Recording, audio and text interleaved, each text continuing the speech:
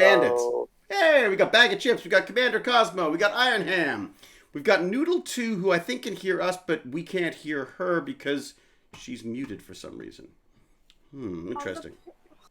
What are you complaining about now? Oh, you just see this bee. Yes, I have a bee.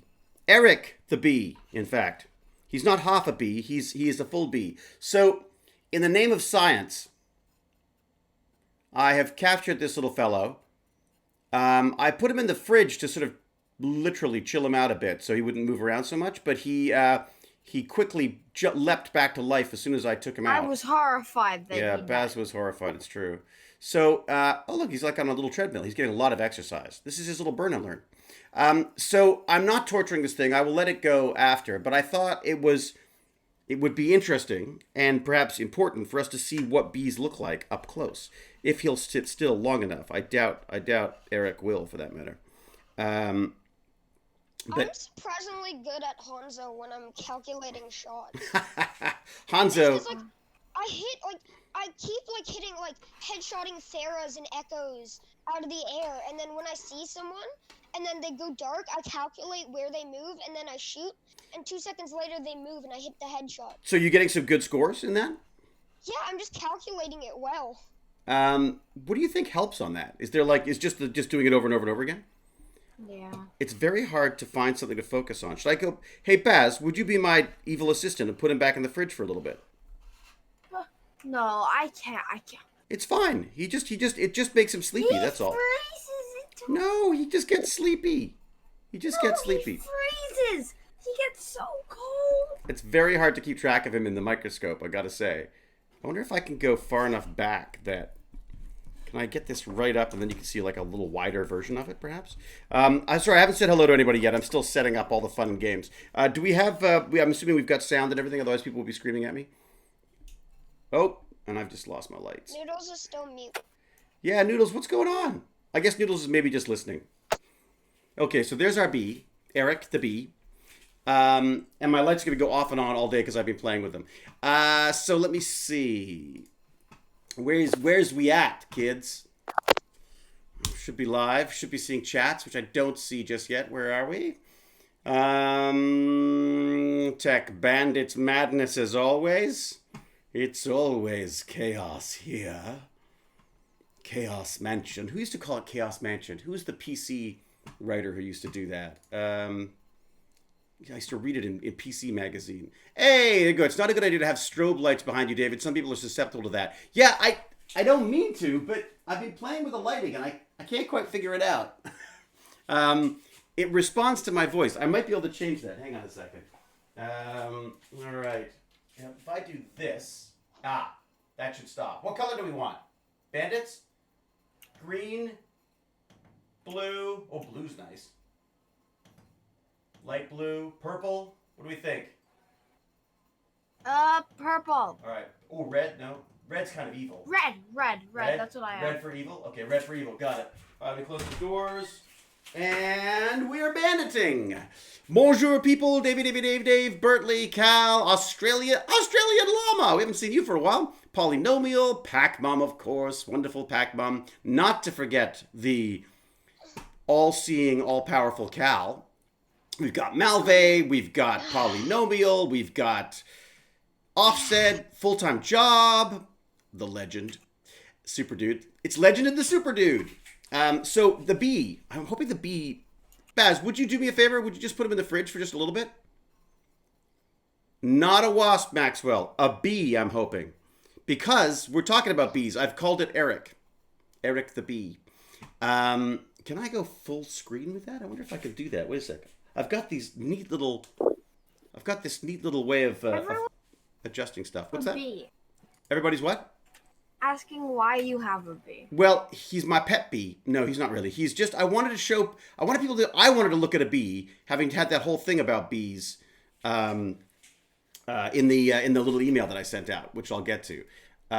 So I just wanted to have a look, and I wanted to see if we could see if there were mites on them. Like whether our bees are healthy or whether they have mites on them, right? Wouldn't that be kind of cool? I thought that'd be kind of neat to see. So Baz, I really do. I need you to just throw this in the fridge for a second. Yeah. Yeah. All it I'm does, sorry, I don't like putting animals in the fridge. I feel like it just cools it down for a little bit. He slows down so we can have a look at him. And then I'm going to let him go as soon as we're done. Okay. All right? Okay. But I think if we Promise me. can persuade people how cool these insects are and how much we need to look after them, and then they go on and save them because of this, then this bee's discomfort will be worth it, I think. But, you can do a poll if you want. If people think I should just let it go I'll right be away. back. I'm just gonna mute my mic. Australian Llama says the bee will be fine in the fridge for a bit. Thank you, Australian Llama. I got off easy, all things told. Jasmine Lemire, were you in that storm as well? Yeah, we just put him in the fridge, Bob the bee. I was thinking Eric because of, the Hoffa bee. When you let him go, put him in the sun so he warms up quick. Yeah, you know what? He was in my hand and he warmed up. So right in the middle of it, Jasmine. Wow. It's got so much space to run around that I'm afraid we're not going to be able to inspect it for mites. A little stasis, exactly. He is probably a she. Worker bees are female. Oh, there you go, Ruby K. I did not know that. My aunt raised bees. The male bees are drones and generally don't leave the hive. That's right. I should have known this. It'd stick you in a jar for a while. Hey, buddy. So it's not actually sealed. So you just want to hold it. Otherwise, if this opens up, is what I'm saying. So just pop him in the fridge for a couple of minutes. Like this? Yeah. Just pop him in the fridge for a couple of minutes and then bring him back down again and she'll be. We found out it's she. The guys are lazy buggers who stay in the hive. What? It's okay. Yeah. So go put her in the... I don't like holding bee. Well, you're not holding a bee. You're holding a container that has a bee in it. I know. I can put a piece of tape on it if you want so it doesn't open up. But, I'd much prefer that. all right. You talk to them. I'll go put it in the fridge for a second. All right. I just feel like I'm gonna open it. You're not. Look, here's the thing. So this is actually the lid, the bottom part. So just look, it's fine. It's just, there you go. Go on. And it's just a bee. I know. Come on, learn to love him. He's Eric. Baz, meet Eric. Eric, meet Baz. Quick, in the fridge, just for a second. Like this, hold it down. You don't have to hold it down. No, it's fine. Just lightly hold it. Okay, I'm holding it down. Yeah, or hold it down. Yeah, just don't drop it. What? All right, let me get rid of the bee cam for a second. It's literally a bee cam. I love that. I love that we're actually using a bee cam. All right, so Baz, not a big fan of bees by the looks of it. Do we have Noodles yet? Noodles still is not working. All right. So Noodles, can you hear us? Can you hear us, Noodles? So at least she might be able to hear, even if she can't speak. It's going to be very quiet if we don't have Noodles talking today. Yeah, that would be a bit of a problem. That would be, hey, Chunky, how are you? That would be a bit of a problem. Chunky's like, what? How are you, Lord Chunky? Good. Come on, you got to have something to say about this whole Fortnite thing. I mean, yeah, I don't like Fortnite, so I would say good riddance. But, I mean, but that's besides the point. But Apple, that's not good. Yeah. People will finally see through Apple's, big bullyingness. Yeah. Give us 30% of your money. But didn't they create the platform, though? No, I'm sort of playing devil's advocate because I also agree, 30% just seems really high. Hi, Noodles, we can hear you. They created the App Store. It works. That's the only way to get any game or any application onto your phone. Right. Unless you jailbreak it, which no one does. Yeah. So basically, you've got to sort of go around all of the features basically you would void your warranty just by trying to install software, right? Yeah. No, I agree. I hate it, but 30%, that does seem pretty high. What I love, look, this is the advantage of a competitive market, right? Is that if there's competition, people fight with the prices, right? So Epic has said, hey, tell you what, you can pay 20% less. Thank you very much, Baz. You can pay 20% less, and we'll pass those savings on to you because we don't have to go through Apple, you know? Yeah. Because Holy blinking lights. Yeah, you know what? It's I'm trying to set up these smart lights, and they're really stupid. is a way of putting it. Let me go up. I'm going to unplug this one right now because it's driving me crazy. If it's not I've put her in the fridge. I'd rather not take her out of the fridge. Oh, really? Well, I only said for a couple of minutes. Yeah. All right. Just hop up when you fix So you want me to go run light. up and get it? Well, Sarah, thank you very much. Okay. All right. Baz, you're in charge. You can talk about, feel free to talk about the Fortnite stuff. I'm curious to know what your thoughts are on it. Lord Chunky is firmly behind Epic. Yeah. And against Apple. We've got a few Apple fans, though, in the audience, including James Gurney. But I think until they either make other ways for someone to get their game, or just. All right, I'm gonna go get the bee before it freezes. I'll be back. Talk amongst yourselves. All right. Hi. Save the bee. Oh, your dad got a bee now. He captured one, yeah. I wasn't too Yeah. happy about it. Just let bees be bees. Yeah, that's what I said. No, but just no. leave them be. Yeah, just leave the bees be. They gotta be free or else they'll like one of the be big ones. dead.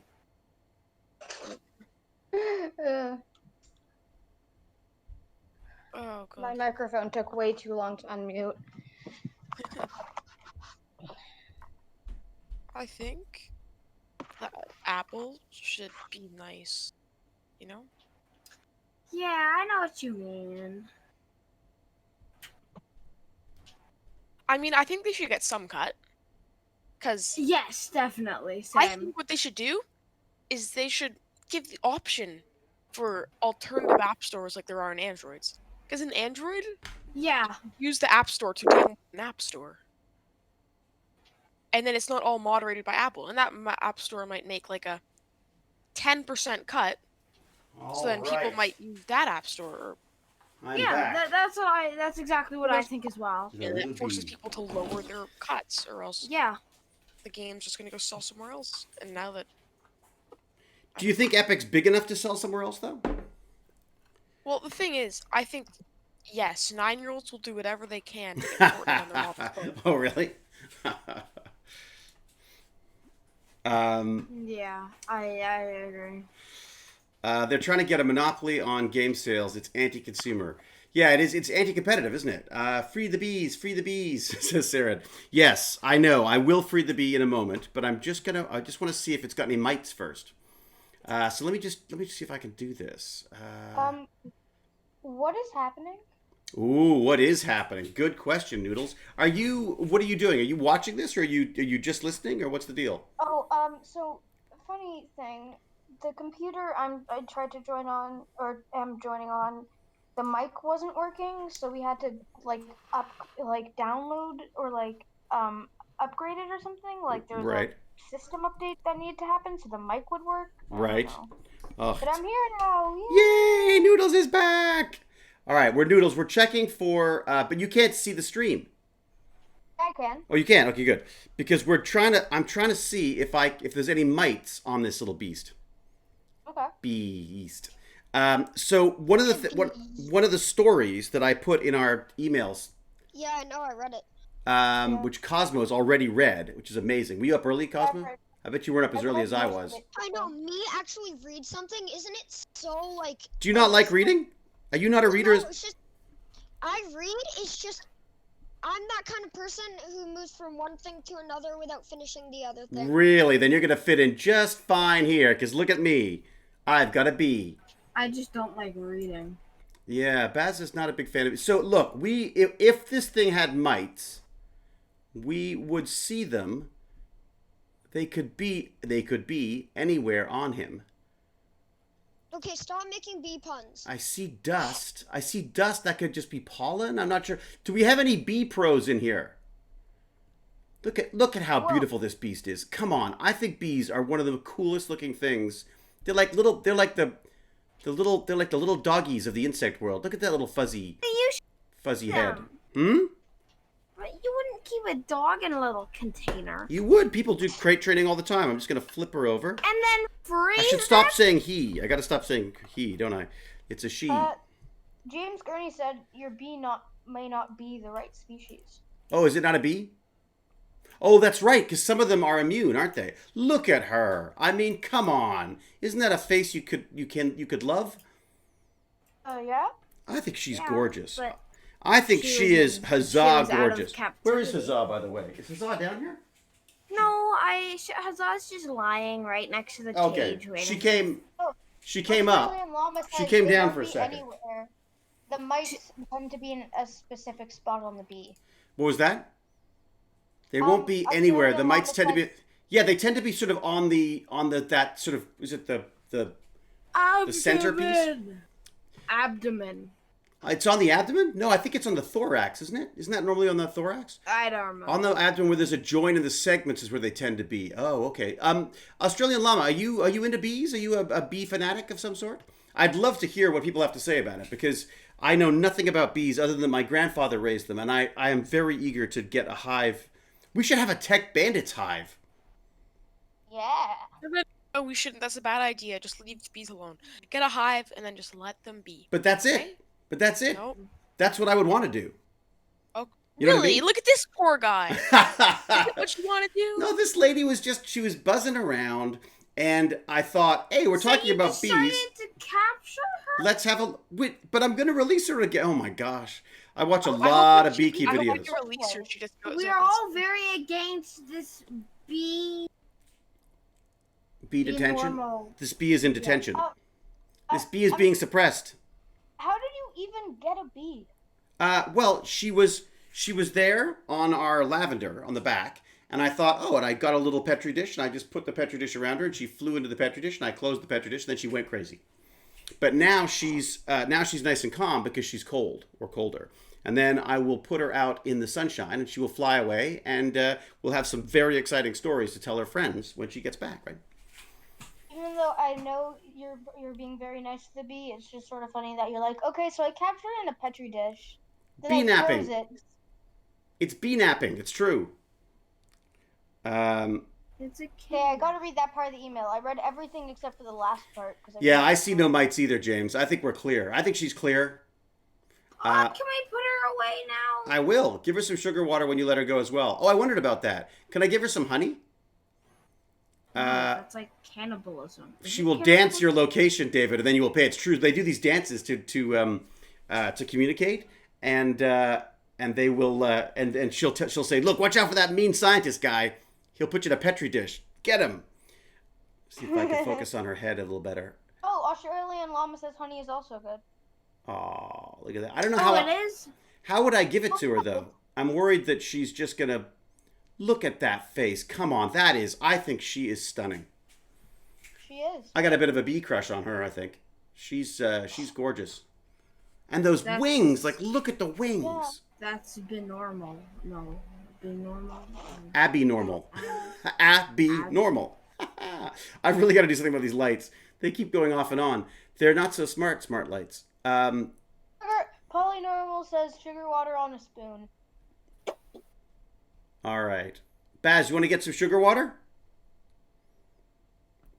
If you're not gonna, I mean, if you're not gonna, I think she'll think that I'm the good guy, but yeah. oh, look at those little antennae going. Wow. Come on, this is Look the, at this is that. the, this is You what wanna do it Tiny so that Cam she was. thinks you're the good guy? No, I'm not training her. By the legend chamois. Oh, is Why Legend not? of Chamois? Why you wanna- Is he in and is he come and gone? Legend? Legend is always so darn busy. Look at those little feelers going there. Bad Hewlett. What do we got? Legend of Chamois. Like Okay good then. cop, bad cop. What's this? Legend of Chamois. Where are you? Legend. How are you, Legend? I didn't see him come in. Just a Oh, second. they left. Want to say good luck, David. Sorry I can't keep supporting the Bandits as things are tight. I can imagine. I got to refocus my extra funds on projects my kids can get involved in. But good luck with your kids, of course, Legend. Of course, I totally understand. Thank you so much for being a part of it so far. And Chamois, we'll see you soon. I mean, keep coming by. It's all about the community, right? It's a full-time job. Thank you very much. Chamois, we'll see you soon. Be in touch. If there's anything I can do to help, obviously let me know. All right. Am I going to let this be out? Yeah, let Yeah. the bee. Let Wait. the We should bee. let it. You should let it out in front of the squirrel cam so we can see. Oh, good point. That's genius. Okay. All right. I'm going to change the source. Here we go. So that will change. Cal. Yeah, be free. Be free, bee. Be free, bee. Okay. If I do, can I go to if I just do this? Tell me if you lose my voice. Are you still hearing me? You're not hearing the kids though, I'll bet. Now, do you hear the kids as well? Hi. Yep. How's that? Still going? Okay, so we're on the B cam now. B cam. We have you, but no kids. Yep, both great. Okay. All right. Kids, adults, free the bees. Here we go. I'm going out. Thank you, Baz. Provide. McKay. Hero. Man of the bees. Here we go. Man of the bees. Here we go. How funny would it be if I let her go and she just like flies up and stings me in the... Oh, Cal beat me to it. All right. Yeah. Now, I can't get myself locked out again. I did that before. Let me just test Oh, that would be hilarious. All right. That would be hilarious. That would be hilarious. Stop it with the bee pun. Never! Never. We will never be satisfied. Oh, okay. Okay. Come on, Nazar. Come on, you come too, of course. All right. Wait to see David get stung. Same. Like go right up like his pants. I mean, I know it would hurt, but it'd be so funny if he just opens it up and the bee your lands volume's hard. really low for me. Maybe I've accidentally lowered your volume. Oh, then the bee would die. No, that'd be sad. Yeah, I know, right? I hope when he opens up the bee, a wasp. Imagine if the bee just like looks at the camera and then like opens its mouth like saying I'll be back. I'll like Jumpy said, I'll be back. And then just leaves. Brings the whole hive. They don't die when they sting. They die when they sting humans. Our skin is too tough. Oh, awesome! I didn't know that. Yay! Wait, so then could I cut my skins whenever they want to like? Well, no, that's exactly. No one do that. Cal. No one You do just that. need- Guys, Yeah, I'm Hazak joking. Okay. Yeah, Hazak can just bite David in the butt. That works too. I don't know what's up. Wait, Baz, you should go let out the dog at the same time. You know she'll chase that bee. You know that, right? Oh gosh. Like she'll full on chase it. Probably do that. And then I think it'll sting her, and then she'll be sad, and the bee will be dead. Some bees can figure out how to work themselves free if you give them time. Yeah. Oh, just let him be stinging you? Yeah, that's what It's I like, was it's thinking. okay, bee. You're good. Later in the hive, my queen, I've been victim of abduction. You will be avenged. More to the two-legged. And you see like there's a hive of bees just coming. Yeah, come on.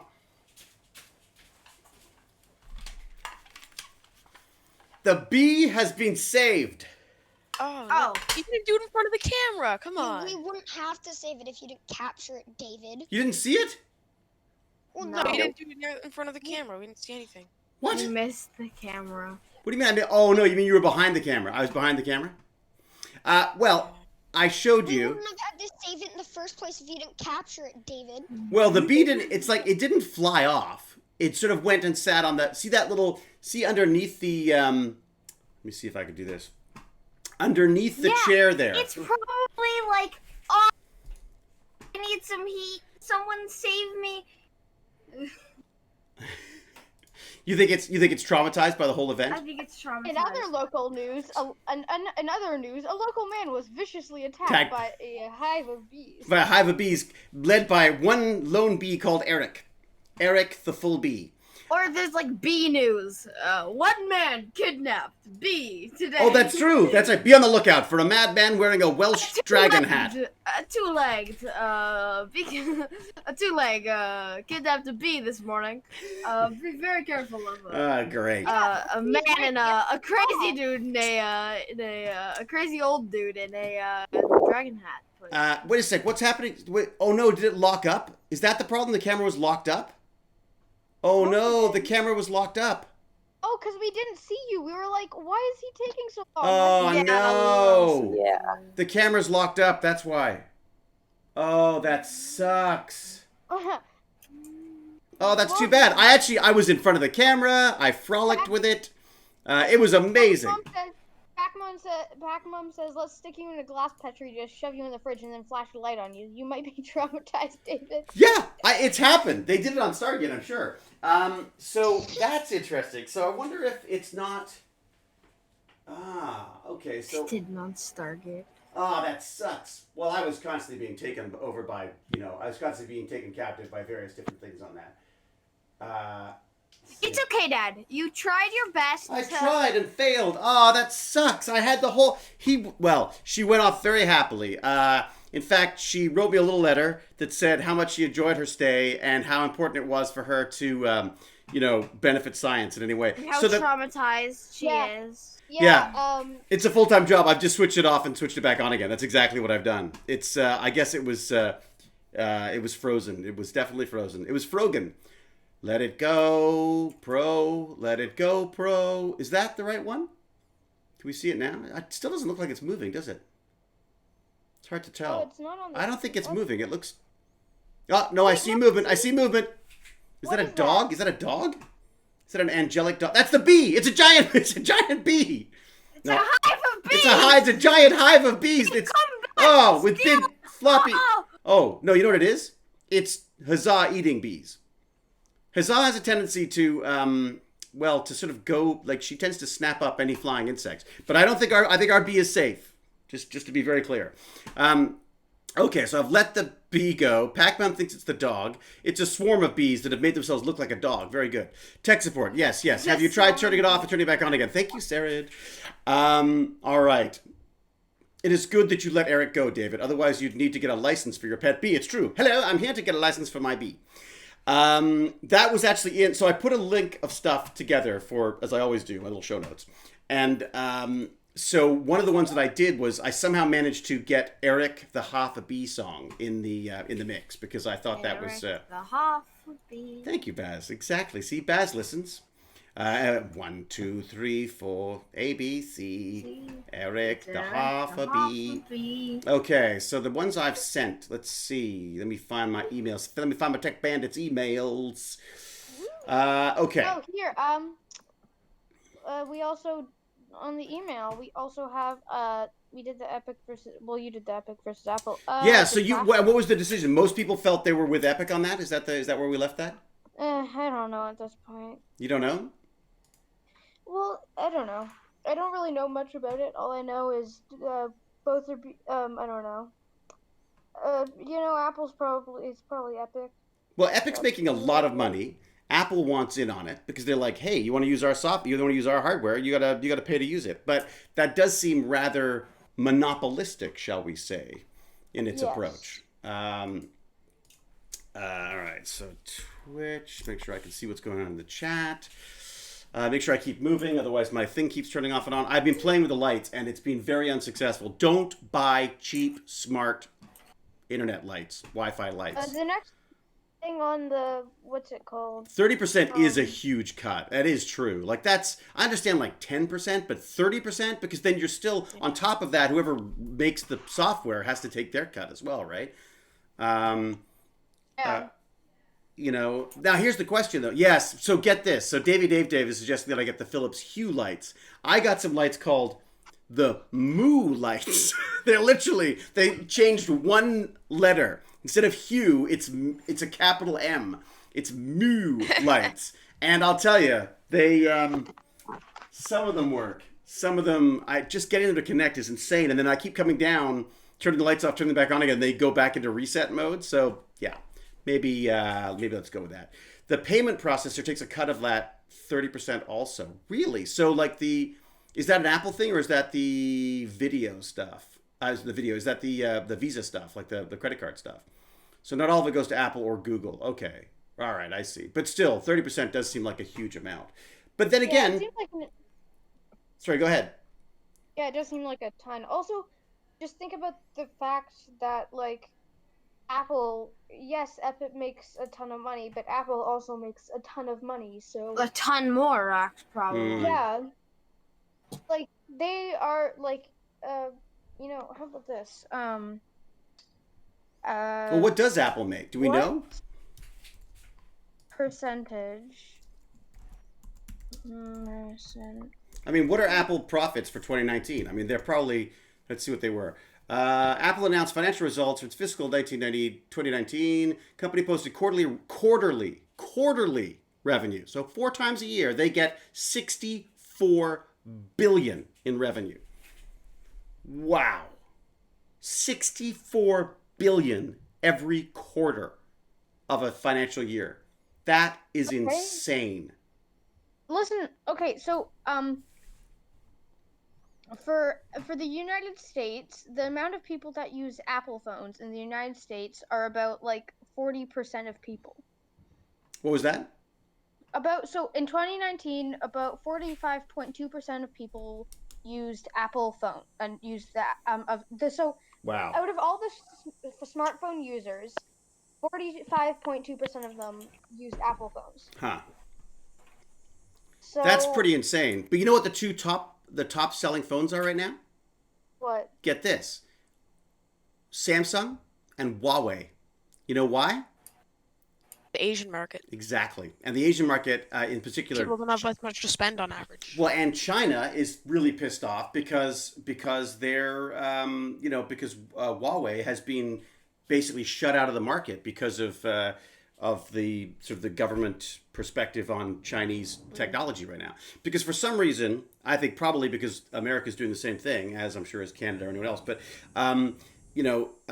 when you build the technology, you sort of own that technology. You sort of own that space. So they're very worried about Huawei coming in and building this new 5G technology that everyone's going to be using.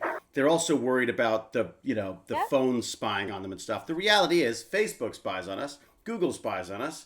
Hey, but at least that information doesn't go to China. Well, it probably ends up there somewhere. Well, I mean, why not? It could go to China if they pay enough, right now, you want Trump getting all that information?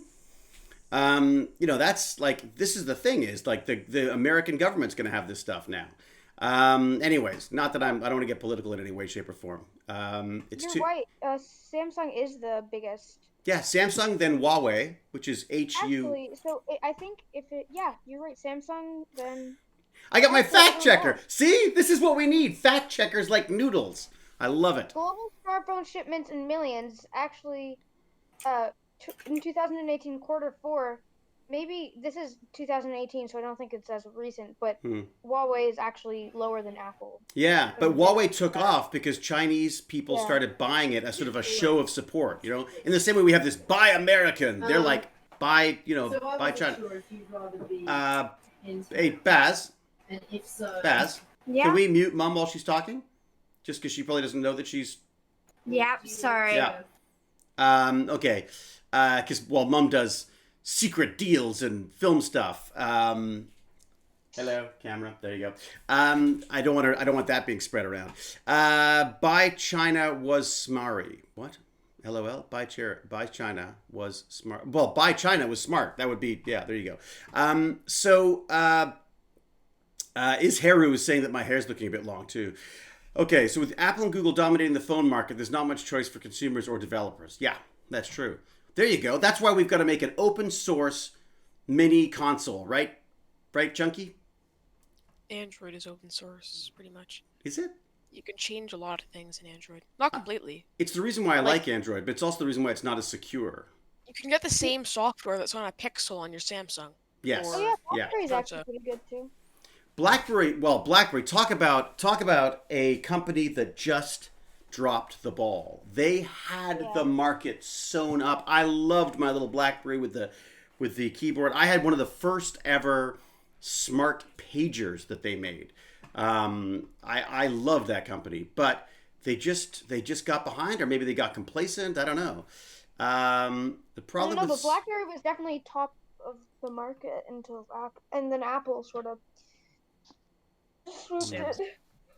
Oh wow! So the Nightbot is actually also checking to make sure I'm okay with the Oh, wow. Okay, so get this. So the Nightbot is looking for the word Chinese and making sure that we're okay with whatever gets posted about it. That's weird, isn't it? I guess it's to avoid there being like racial slurs or... I mean, the other problem is that it's basically, it's a fear of other cultures too. Like everyone believes that like America believes America's the best, Canada believes Canada's the best. It's this nationality thing. China thinks China's the best, Russia thinks Russia's the best. I mean, you know... Except Canada's actually the best. Except right? Canada really is the best, exactly. Yeah, you won't get any flack on that, I'm sure, Noodles. I used to manage BlackBerry devices for one of my past jobs. I found them annoying and the people who used them. Dave. Wow. I gotta say, if they were if they were the people who sort of held on till the bitter end with them, I imagine they would probably be difficult. But obviously, the country of Europe is the best. Cal, how do we ban Cal again? Or I think Cal needs a little timeout, don't you think? The country of Europe. All right. What else we got here? I think we've covered that though. Like, so if you, I did hear one. I did hear one story. Of Europe? Yeah. Honestly, that's basically what it is. A country. It's a union. Why do they even have separate countries at this point? It's kind of a country. Languages. Capture more bees and I'll leave on my own. Sarah is saying that they don't think Canada is doing a very good job right now because we're pretty bad on the human international stage. The Geezer Geek, remind me, which nation sent men to the moon again? Oh, it was Russia, wasn't it? Yeah. No, Russia sent dogs to space. I gotta say, come on, that's pretty cool. Although I don't think the dogs made it back. Syrup. And we have good maple syrup, so obviously we're all already at the top. Is Heru? Yeah, I'm not gonna get into that. I'm not diving into that cesspit of politics right now. Blackberries are still around. They are definitely still around. They've sort of tried to come back. The fallacy was that they were the most secure, but the reality is it turns out they were handing out the codes to anyone who asked for them, basically. So they sort of blew my dad worked for BlackBerry for a while. Oh, really? What was he doing for BlackBerry? So I forgot what he was doing, but I think at one point, like, this was a while ago, but he was hired for like they hired a bunch of people to help manage the amount of people they had, which was weird. But they basically hired him to like sort a bunch of stuff out on the like telling him, listen, you're only going to be here for like a year. But then he ended up doing it for like 3 years, so like maybe? people management stuff, like managing stuff, what's it called? Like Human just resources. sorting the office out. Wow, because they really needed help too. I wonder how our little cocoon's doing. Yeah, no, and then also, that also meant we got a lot of BlackBerry products. So. Oh, really? So what did you like? What did you have? I had, we had this they had like this BlackBerry tablet. Ooh. I actually still have one. Maybe, I wonder if we still have one. I think I was going to bring a broken one to Tech Bandits, but I'll see. Nice. What happens. Yeah, BlackBerry messaging. Yeah, too late. A little too late. Yeah. Thank you, Amazon 42. No, but basically, we had like a little device, and I remember having all the like a bunch of Backyardigans episodes on it. Oh, really? Yeah. For watching. Remember that like Canadian film, like the short film thing, like NBA or something? The NFB? Not NBA. I mean National Film Board, NFB. They make amazing stuff, don't they? Yeah. I should put a link in here for people because they've got a lot of free stuff to watch too, don't they? Yeah. National guys. Film Board. Hey. My mom left, so. Okay, where was she that she was so present, shall we say? Right behind me. Oh, really? Oh, yeah, that'll do. She was, I'm pretty sure doing the laundry. While she was talking, of course. All right, there's a link to the National Film Board. Check that out. Hello, Musek. BlackBerry's problem, I think, was that they didn't get their tech up to speed after they got a foothold in the market. When they first came out, their tech was already behind the current available. Their sale was the infrastructure integration capability. Yeah. I mean, I think the other problem was that everyone underestimated Apple, right? I mean, Apple was just so. Can I get a res? Just absolutely nailed that market. Can I get a res? Jesse McKay, hello. Also, I just I'm wanted so to sorry. say I that forgot I was talking. No worries, bud. I I just wanted to say that, unfortunately. Baz, I can you have get a to leave rest? I Can have to you? leave at 12 It's today. May. You got to leave at 12 today. Yeah. Noodles. Well, that's okay. Well, that's so. While we've got you, were there any questions or comments? Anything in particular you wanted to talk about before you took off? I always have things to say. No kidding. Sometimes I think I You, talk. you know that Cosmo's parents are thinking about getting that biogas thing, that home biogas thing. Ooh. Yeah. Yeah, Did you yeah. show it to them? Did you show it to them, Cosmo? Yeah, I did. And they were like, "Yeah, let's do that." Yeah. You don't think it's stinky They though, do did you? actually consider it. It would be kind of neat. I mean, what would you do with the fuel? Would you cook with it, or barbecue with it, maybe, or something? You would make fake farts with it. You could. It's true. You could just which is basically what you're doing. It's not even fake. It's like 60% methane that comes out of that thing. All right, Noodles. What do you got? Questions? Is that not the most disgusting looking mite? The destructor mite, the Varroa destructor mite. Look at this. Isn't it revolting? Second. Oh wow. Isn't it? It's just. I'll get a picture for people. It is just the most horrendous looking thing. There's something about all its little hairs and things that just freak me out. What is it called when you have there's like a phobia of tiny hairs and holes and stuff? Baz knows it. Tripophobia. What's it called? Tripophobia is what it's called. Oh yeah. Oh, that's so Tiny creepy. holes.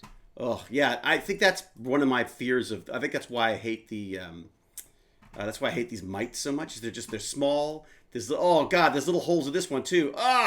Copy link address. Okay, I'll put it in the chat and people can see it for themselves. You're older than my dad. Yes, I probably am.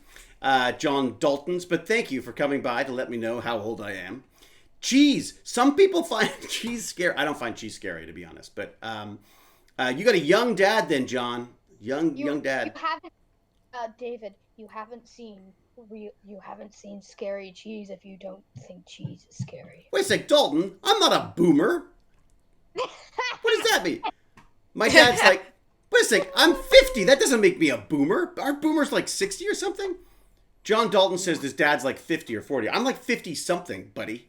All right, simmer down. Cal stepping in. Look, if there's one thing I don't mind people laughing at me for, and that's my age. Because, with it comes great knowledge, right, Cal?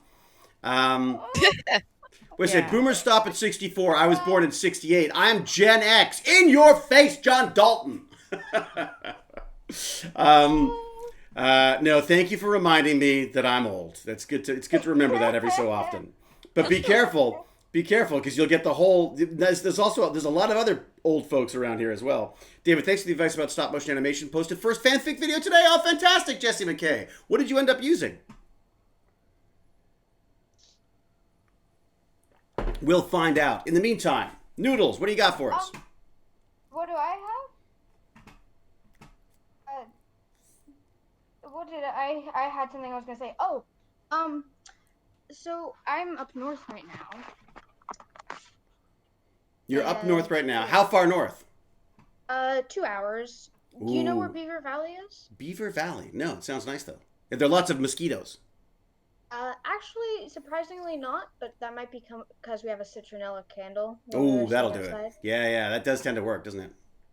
Yeah, but basically, we went to I think it's called the Scenic Caves. Was where we went. The Scenic Caves. And basically, it was like so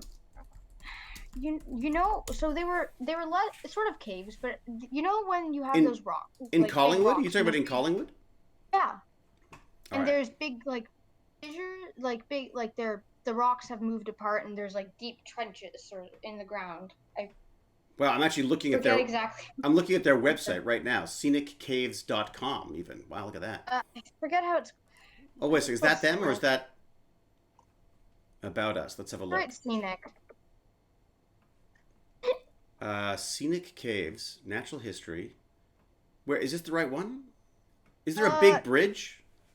Oh yes, there's a giant bridge. We went over that. Okay, it's actually the middle point is as tall as the Eiffel Tower, except what? You can't tell because the trees are really high, so doesn't. You don't really get how tall it is. Do you have that? And they have that thing where you can go like what is it called? Like what is it called? Where they put you on the cables and they shoot you along. Now I really do sound old. What is it? They put you on the cables and then. You mean a zip line, David? That's the word I'm looking for. The zippy zip line for and Zoomers. People have a giant zip line that is absolutely terrifying, but it's closed. The zippy zip Zoomer that's line. the right one. The Flying Fox is closed. Why? Because are they worried about COVID on that? Oh my God! Now everyone's talking about how old they are now. Way to go! Okay, way to go, John Dalton. If you could find pictures about, let's see, if you could find nature adventures, caves and caverns. Okay, so look at these pictures. Okay, I'm looking. What are we looking at? Basically, So we're all going to sceniccaves.com, and we're looking at where did you say? Where did you go to? You went to Natural Adventures? So go to nature adventures and then go to caves and caverns. Caves and caverns. I'm going there right now. This is why we basically went there. And this is like, it's hard. Okay, when you look at this, the pictures don't do it justice. Never it's do. Absolutely beautiful. Oh, there's a video. So, yeah. It doesn't have any sound, but basically, so you that's go good. down I don't want sound. I'm gonna share it. Caverns sort of thing, and it's crazy. It's like 60 feet deep. Wow. Yeah, it does look pretty cool. It's really. The thing is, since they're sort of down lower and they're not showing how high it is, it's sort of hard to picture just how crazy, like, beautiful these are. But basically, we went through there, and there's a few really cool things. Yeah. So, one thing was there was this really tiny cave that was like 12 inches wide that you could go through.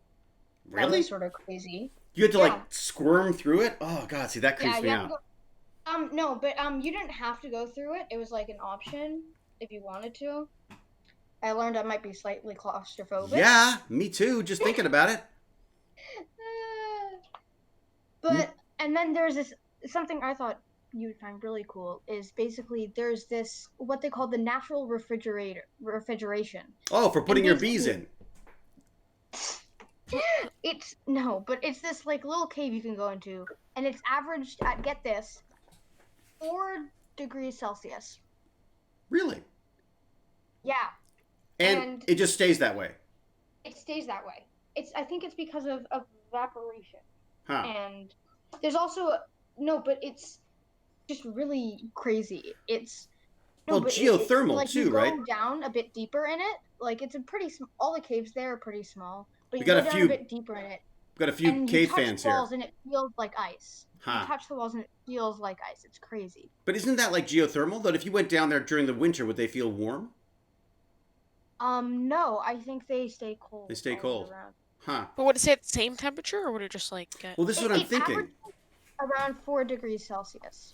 So that's like literally as cold as a refrigerator. So geothermal, I mean, geothermal is perhaps the wrong term, but like heat pumps and stuff that will basically, they dig down to a certain point, a certain depth, that the temperature basically stays constant. So that in the summer, it'll cool you, and in the winter, it'll warm it up. So, hello, Degrafen. No, this thing, so this refrigerator, it's natural. They didn't dig it out. They didn't, this is actual like a natural space, and it's really, really cool. So basically this whole thing is like in an area where there is First Nations. Oh, so is it like a reservation, or is it is it Crown land, or? It's not a reservation, but but there were First Nation peoples like living there. Not now, but there were, and basically they used this like cave to actually refrigerate stuff because it would keep longer down there. That's very smart.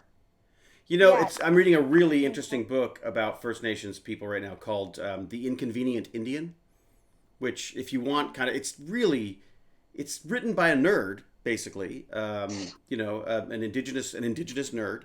So there's all these great sort of references to films and stuff, but it's very funny. Like, he's taken a very sort of humorous approach to a very serious topic. But I was absolutely fascinated by it. Just the way these ridiculous. We kept making deals and then reneging on the deals and then like going like, oh, we'll move you over here so you can have better hunting ground. Oh no, you know what? Actually, that land's pretty good. We're gonna move you back over here now. Or it was just. I mean, it just sounds like a disaster. Yes, it's a full-time job. The terrorists know a lot of stuff. It's very, very true. Pac-Man's talking about a place that has the lemon squeeze, the McKay nightmare, where you have to, if you can't squeeze through the shape to get into the walkway in the cave, you don't go in. You can't go in. It's got Lost River Gorge. I'm gonna look that one up too because that sounds kind of cool. These are all things that I just. Yeah, the claustrophobia thing, that would be kind of weird. There you go, Lost River Gorge. There you go. Yeah, I searched it up. I'm searching it up. Listen, why do all of these websites, does someone do all the websites for every cave ever made? Because they all look exactly the same. Like, check this out. If this website looks exactly the same as the last one. All right. You've only got 6 minutes, Noodles. What else you got? Yeah, I know. Oh, no. What else you got? I'm looking at so basically, the whole point is that with the lemon squeeze is the cave's so tiny that you need to be able to fit through there to fit through everything. Yeah, if you can't get through, then you just can't go on the trip, basically. So I'd be stuck. That's what that's what I wish they had in that thing, like a little thing that shows you how small the smallest point is, because they didn't do 12 that? inches is smaller than you think. Yeah. I don't know if I can get myself through that. It's not just well, you go sideways through it, but it's not just that. It's also that it's sort of short too. So, like, you sort of have to lean like forward a bit to get through. So you could be old fatty Hewlett would come wandering through there, and then get to that point and be like, now what? You know what it's called? What? Fat Man's Misery. It's called Fat Man's Misery? Yeah. That's the name of my band. Kidding. Hey Baz, what did we watch last night? Scott Pilgrim vs. the World. We watched Scott Pilgrim again. Man, I love that movie. I don't know why I thought of that, but Fat Man versus the World or whatever it is. Okay, so all right. So you did some cave crawling. So you go up north, and where are you staying when you're up north? Have you got a cottage up there or something, or a boat, or what's the? Actually, our friends have a cottage. Nice. And well, not a cottage exactly. They bought a place because of this whole COVID thing, because they're sort of living up north. A lot of people are doing that now. They've sort of taken off to the Great White North in the hopes of sort of getting away from all this. They also, the thing is, the other thing with this place is it's more of they'll definitely keep it for a long time because they also go skiing every winter, same that we do. Ah, right. So it's a ski chalet. Oh, wow. So it's a ski chalet that you can also, wow. See, that's the beautiful thing about Canada is it's like, it's gorgeous in the summer and it's gorgeous in the winter. Or as I would say, honestly, too cold in the winter, too hot in the summer. Honestly, yes, it's so beautiful. There's like a river down a little like area in the backyard. It's really pretty. I've always wanted a river or a pond in my backyard. In fact, I was thinking about if we ever get back to live in Warwickshire, I thought it'd be kind of fun to dig a hole and put fish in it and make our own little pond, a fishing pond. Except we do have, it's really nice, except we do have neighbors that have a really expensive lighting system. So basically they've decided to keep it on all the time. Oh no. It's like 40 lights. Oh no. So you don't get to see the stars or people. No. It's not that bad. You can see the stars because they're a decent amount away, but it's hard to see them so. Because the light pollution would definitely be a part of it. Yeah, I know, neighbors, you aren't remote enough. I agree with that, Pacamon, but it's not our place, so. They've got to get themselves a biogas set up so they can power those lights. They can have a little generator that runs on, that runs on things. I would love to live in Canada. Hey, Canada's pretty great, Jedi Killer, I gotta say. I mean, and hello, by the way. Is. Oh, yeah, we can actually. I don't really like Canada. You don't really like Canada? Why not? Where would you rather be now? You know why you don't love it? Because you live here. Right now, okay? But that's part of it, right? I mean, we're very lucky where we are. I'd rather be in California? You'd rather be in Japan. Oh my gosh, same. Yeah, Japan's. Yes, Glenn. Let's go to Japan. Let's go to Japan together. Don't you mean bag of chips? How hard a time you would have because you can't. I mean, speak Japanese. bag of chips. Yeah, it would get very, very tiring not being able to speak Japanese in the process. So would you learn Japanese then? Yes. Well, if you live there long enough, you would. You guys we should team up. We should team up and get a Japanese teacher, and then we can get you guys speaking Japanese. I'd get in on that. David, yeah, Canada. I will admit, yes, Canada is pretty amazing, but there's beautiful places in the UK. There's beautiful places in America. There's beautiful places everywhere. You know. No, absolutely. I mean, and here's the thing, Baz, and I think you'll find this as well. It's just Canada. I don't like Canada's vibe. Okay, I don't like it vibe. What I don't like about Canada. Baz likes the vibrancy of the sort of the American dream, the American, No, it's just Canada. Like I said, it doesn't have the right vibe. For you, maybe. For me to like, I don't like its vibe. I don't like skiing. I don't like cold. I don't like outside. I don't like. I like free healthcare. I don't think you really like. Well, it's not free healthcare. We have government healthcare, but it's not free. We definitely pay for it. You pay for it in taxes for sure. It's yes, we do. Well,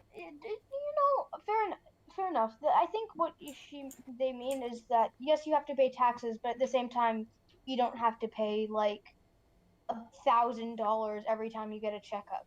Right. You only have to pay. Well, no, checkups aren't covered by government health care. Are they not? That'd be covered by benefits. Oh, yeah. Really? Oh, that's interesting. Like, the ER would be covered, probably. Emergencies are definitely covered. But again, No, but yeah, that's exactly right. Checkups Like, you could get. But they're not $1,000. I don't think they're $1,000 anywhere. Oh no, in the States you can rack up some bills pretty darn quick. We had Yeah, no, it's definitely great to have free, cheap, I guess, freer healthcare. No, but it's vibe. It doesn't matter. The vibe. There's That's still not You're going broke because you broke your arm. there's still I guess difficulty in accessing care in Canada. That's true, I know. Pac-Man. I'd lose my work. Oh, There is But I oh can. yeah, Montreal's really nice. Montreal's fantastic. Just don't be there in the But winter it's because it's freezing. outdoors. Yeah. Who said it's outdoors? Baz is a hermit. Baz, I don't think you really like anywhere. You just like being inside. Baz Nah, likes big cities. nah. Baz likes big cities. I like places, and I like places with good vibes. Okay. What do in you? Tokyo. What is a bad vibe? You've Wait a never sec, been to you've Tokyo. never been to Tokyo. How do you know it's got a No, vibe? no. Anime has a certain vibe about it. Okay. Oh my gosh. Yes. That's If like you're saying you're just jealous and you want to live in anime land, I don't think that's Okay, Tokyo. no. that's I like wanna live judging in anime Canada on like the Besides that. beachcombers or something. Like it's like it's No, what I mean is that like LA has a vibe, and I understand that vibe, and I like that vibe. anime equals in People real not life having confirmed. winter. And people still go outside in LA. I don't know what you mean. Like, I can't go But outside. people outside when it's not either 60 degrees outside or negative 5,000. It's like always like Alexa, a steady shut up. 12 degrees. It's not something that like Baz, I don't like Canada's vibe. I don't know how to explain it, okay? Baz has a love-hate with Canada. I think he loves his life in Canada, but I think he dreams of something better, and that's not a bad thing to do. It just no, you don't it's not a bad thing. you just don't want to be you don't want to be too down on the place you live, right? You don't want to be Oh, I know. Like A David you always want to Duchovny. live somewhere else. David But I Duchovny just- went to BC and was Oh, complaining about actually, the rain, and he got um, nailed for it. That's not completely true. I'm completely You happy can't here go in outside 'cause Canada. it's I raining. love, I You love like that? skiing. I love Who's rating? What? winter. I love. I hate winter. It's cold. It's mucky. It's like you're And then just going stay in- inside. I great. think your big problem is you're in the city for winter. Yeah, it can be pretty. Sometimes the snow isn't the best. All right, I'm let's not. do I'm outside in the winter. let's Do do we a have let's do a stream humidity? chat question.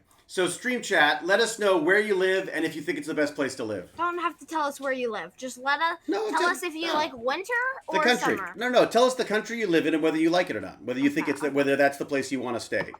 Yes, Amazon. We do have humidity. Oh, Oh my God, we have honestly, Like brutal where you want to humidity. stay or not. Do you like the vibe of the country that you are? That's it. do Do you you Tell like- us the country and whether you like Okay. the vibe. I don't like Canada's vibe. I know, you said it so many I times. just don't know like what you vibe guys' means. vibe. What does I it like- mean? This is the you like the do you like the UK's vibe or do you not like the UK's vibe? Iowa, the US, it's awful. I has hate a it. really good vibe. I love UK's vibe. Crappy England. What? Definitely move if I could. Germany, I actually don't want to stay. Really. I vibe Australia. You know what? Australian llama. Hey, Baz. Austrian llama. Yeah. Australia, come on. Baz. How was that vibe? What vibe? That was in Australia. Australian vibes are awesome, dude. Oh yeah, Austrian vibe. That's a good vibe. Not Austrian, Australian. Oh, I thought you said Austrian. We've never been to Austria, but we've been to Australia. Australia. Oh, Norway. I'd be dying to go to Norway. That whole area I want to go to. Here's the thing with Australia is I like it. I feel like if I live there, I get used to it. But I love Australia. Can't deal. I just don't like all the bugs and spiders. And I know that's a stupid reason not to go there. But trust me, like north or something. We have bears and cougars. I honestly think that Australia is a great country, and I would you know what? I would amazing. visit it. I just don't know if it'd be like the top of my list, but I think it's a great country, definitely. I am the biggest. What was that? Yeah, you don't have more bugs Australian. Everything is trying to kill you. The insects trying to kill you. The squirrels, they don't have squirrels. They have kangaroos, and they can kill you. They're trying to kill you. I'm sorry, Australian llama. I do. It's Austrian llama.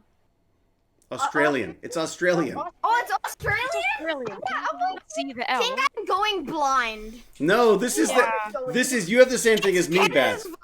Canada's vibe. Oh, that's the problem. The vibe is getting in the way of everyone else. The vibe is getting in the way of my eyesight. Okay. Yeah, we've got Sasquatch as well. It's true. I'd like to live in Australia, Sweden, or Canada. Yeah, I guess that kill. You're right. We do have Bigfoot. We've got Bigfoot, or Bigfoot. not. We've got. We've also got. We've got. Black flies. We have rattlesnakes. We have. Rattlesnakes aren't deadly though. Aren't they? No one ever. Okay, first off, they don't really bite you. They just kind of rattle first. So only if you step on them. Kind of walk away. Yeah.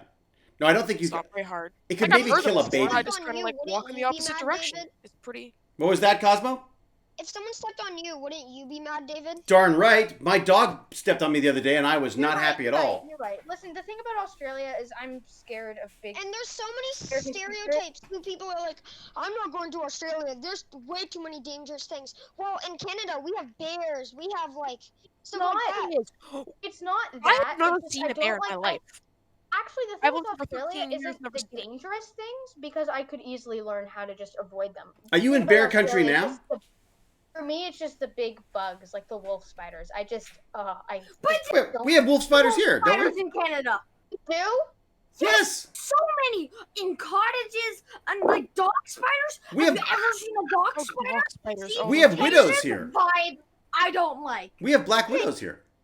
Move to somewhere where there's no spiders. I don't like spiders. There's nowhere in the world where there's not a spider. Okay, Australian llama. You're probably really correct. You probably don't encounter them a lot. I don't know. Well, look. Here's the thing. I'm the biggest coward. It's stereotype, which people don't like. And stereotypes you get a lot of. I am the biggest coward on the planet, and so I went to Australia thinking, oh my God, I'm going to die. I loved it.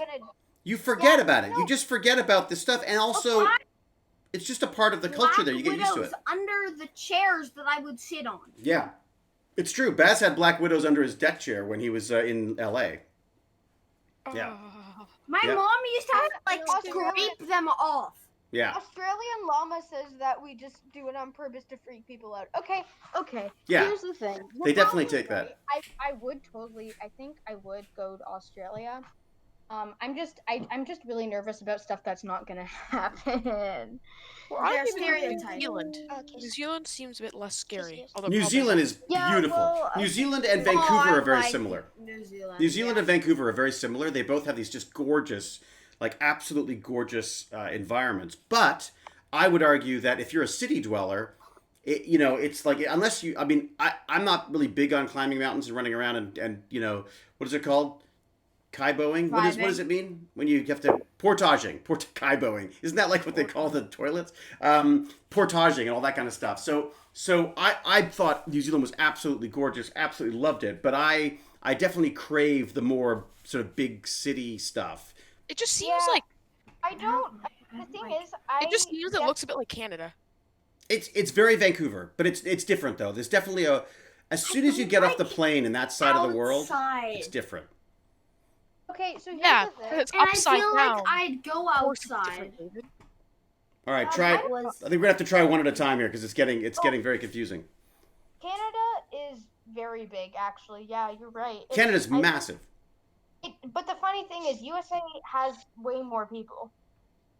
Yes, and our entire population is all along the border between America and Canada. Yeah, you know, Baz might be right about some things. It does get pretty cold when you go up north. Yeah. It gets pretty cold wherever you are in Canada is Canada. America's hat. It's like, we are. oh yeah, it's our average. Cal, when I talk to Cal, she's like, oh, the other day I got -4 degrees. I couldn't do anything. I was like, -4. we get like -22, and school still goes on. For the B, Baz, you're a wimp. Eric the half a B. Eric the half a bee. What do you know, like Canada? We have Baz, -24, and there's still We've got -40 in play at times. So there's a chat going on in the Steam chat right now, which I thought was kind of funny, where Dave said that Canada is America's hat. And then, that Liam said America is Canada's butt. Yeah, we're like the stylish hat that covers up all the your bad hair day. Okay, so Canada has 37.59 million. We legalized gay marriage 11 years earlier. I can't do this. than It's the America. vibe. Wait a sec. Hang on, everybody. Wait a sec. Cosmo, what did you say? That was an interesting stat. What was that? We legalized gay marriage 11 years before America did. Oh, wow. And what about women voting? That was New Zealand. I don't know. And what about New Zealand? New Zealand got that. New Zealand was the first place to have women vote, I think. Yeah, I know. You can add extra layers when it's cold, but you can only remove so many layers in the summer before it's socially unacceptable. I agree. what was that? Well, you can only get so naked. Right, yeah, it's true. You can only get so naked. And generally, Baz and I tend never to get naked. We're never nudes. We tend to always more clothes. More clothes are better. I look better with more clothes than less. Ooh, minus 40 degrees Celsius, Dave. That sounds really cool. Dave. Wow, there are 100,000 people in Jersey. Is that right? Wow. All right. Like, for example, Isn't like a Canada's bad population- place though. It just Canada has better. Listen to this though. Canada has 37.59 million, and California has 39.51 million. That's how much bigger. I love Canada. I mean, California. I don't like Canada. Someone record that. We have to. Yeah, we got it. Got it. Someone needs to clip that.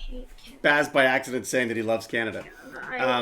It's so funny that you don't like it. I love Canada. It's great. I gotta say, I love Canada. I definitely find it frustrating, but I find anywhere I live. The problem with trying to find a place to live is it's very difficult to find a place that satisfies everything that you love. Like, I want to be in a big city, but I also want to be alone. I feel like Canada's that one that keeps bragging about how good he is, and that you just want to punch him in the face. And I don't like Canada. Everyone brags about how good their country is. Honestly, I think. What was that? Or have we lost you? Have we lost him? I think he's just so frustrated. He's just so frustrated. Right now. I'm gonna take a break super quick just to get my mind. Yeah, don't worry about it, buddy.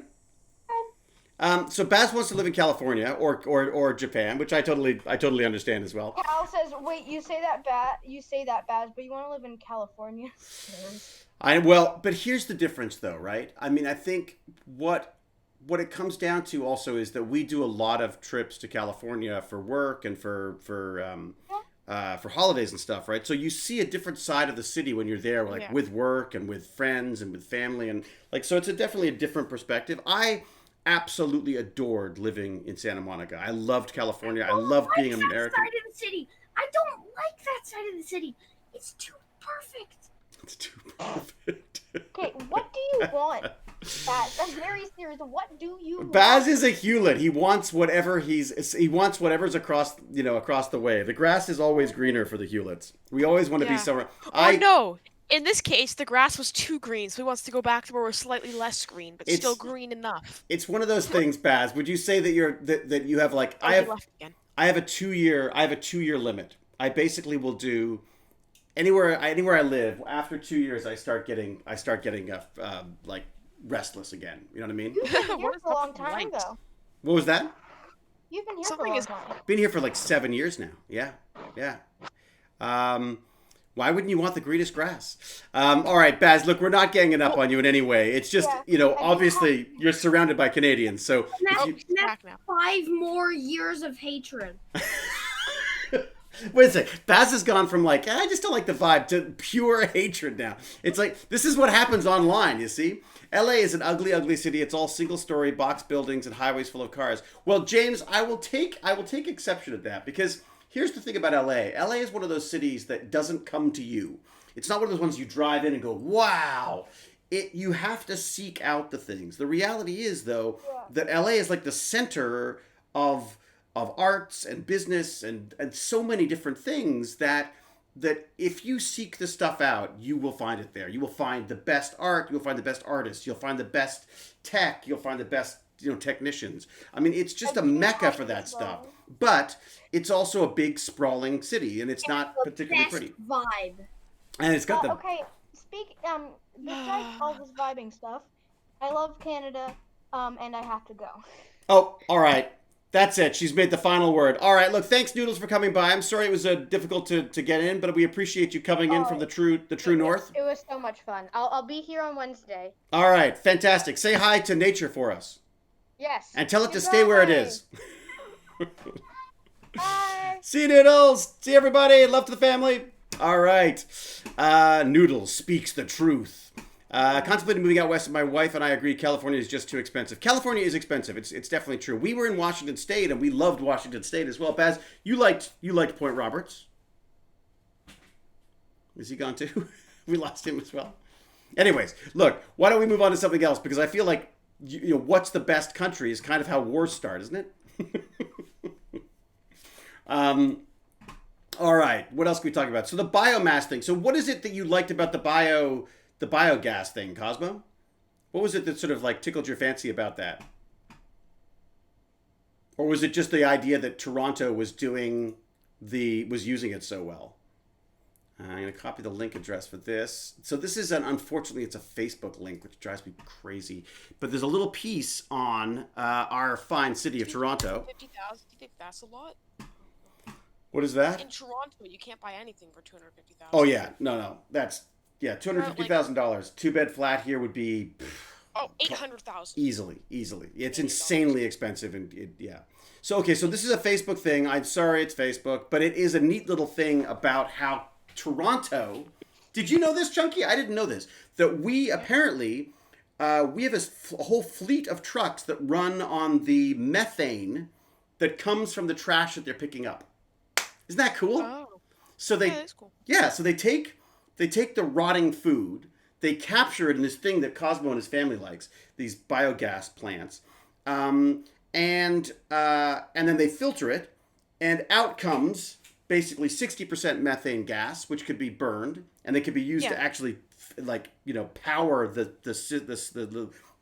either the trucks or the plants themselves, and you get this slurry, this magical elixir that nobody wants to drink because it's disgusting, but it's basically a liquid fertilizer that you could then pour on the plants, and you've got the best strawberries you've ever seen, right? And I started going like, kind of like Cosmo. I sort of went. Although methane still pollutes. Well, but that's it though. That's why we're burning it. So we're burning it off. So the methane gas isn't. So what would normally happen is all of that food stuff would get dumped in a landfill. It would break down. All that methane, which is worse apparently even than car emissions. That all that stuff goes seeping back up and causes the whole global warming problem. We instead capture that gas and then burn it off, and we're obviously much better situation, right? Not obviously, but in a much better situation. Yeah, cow manure.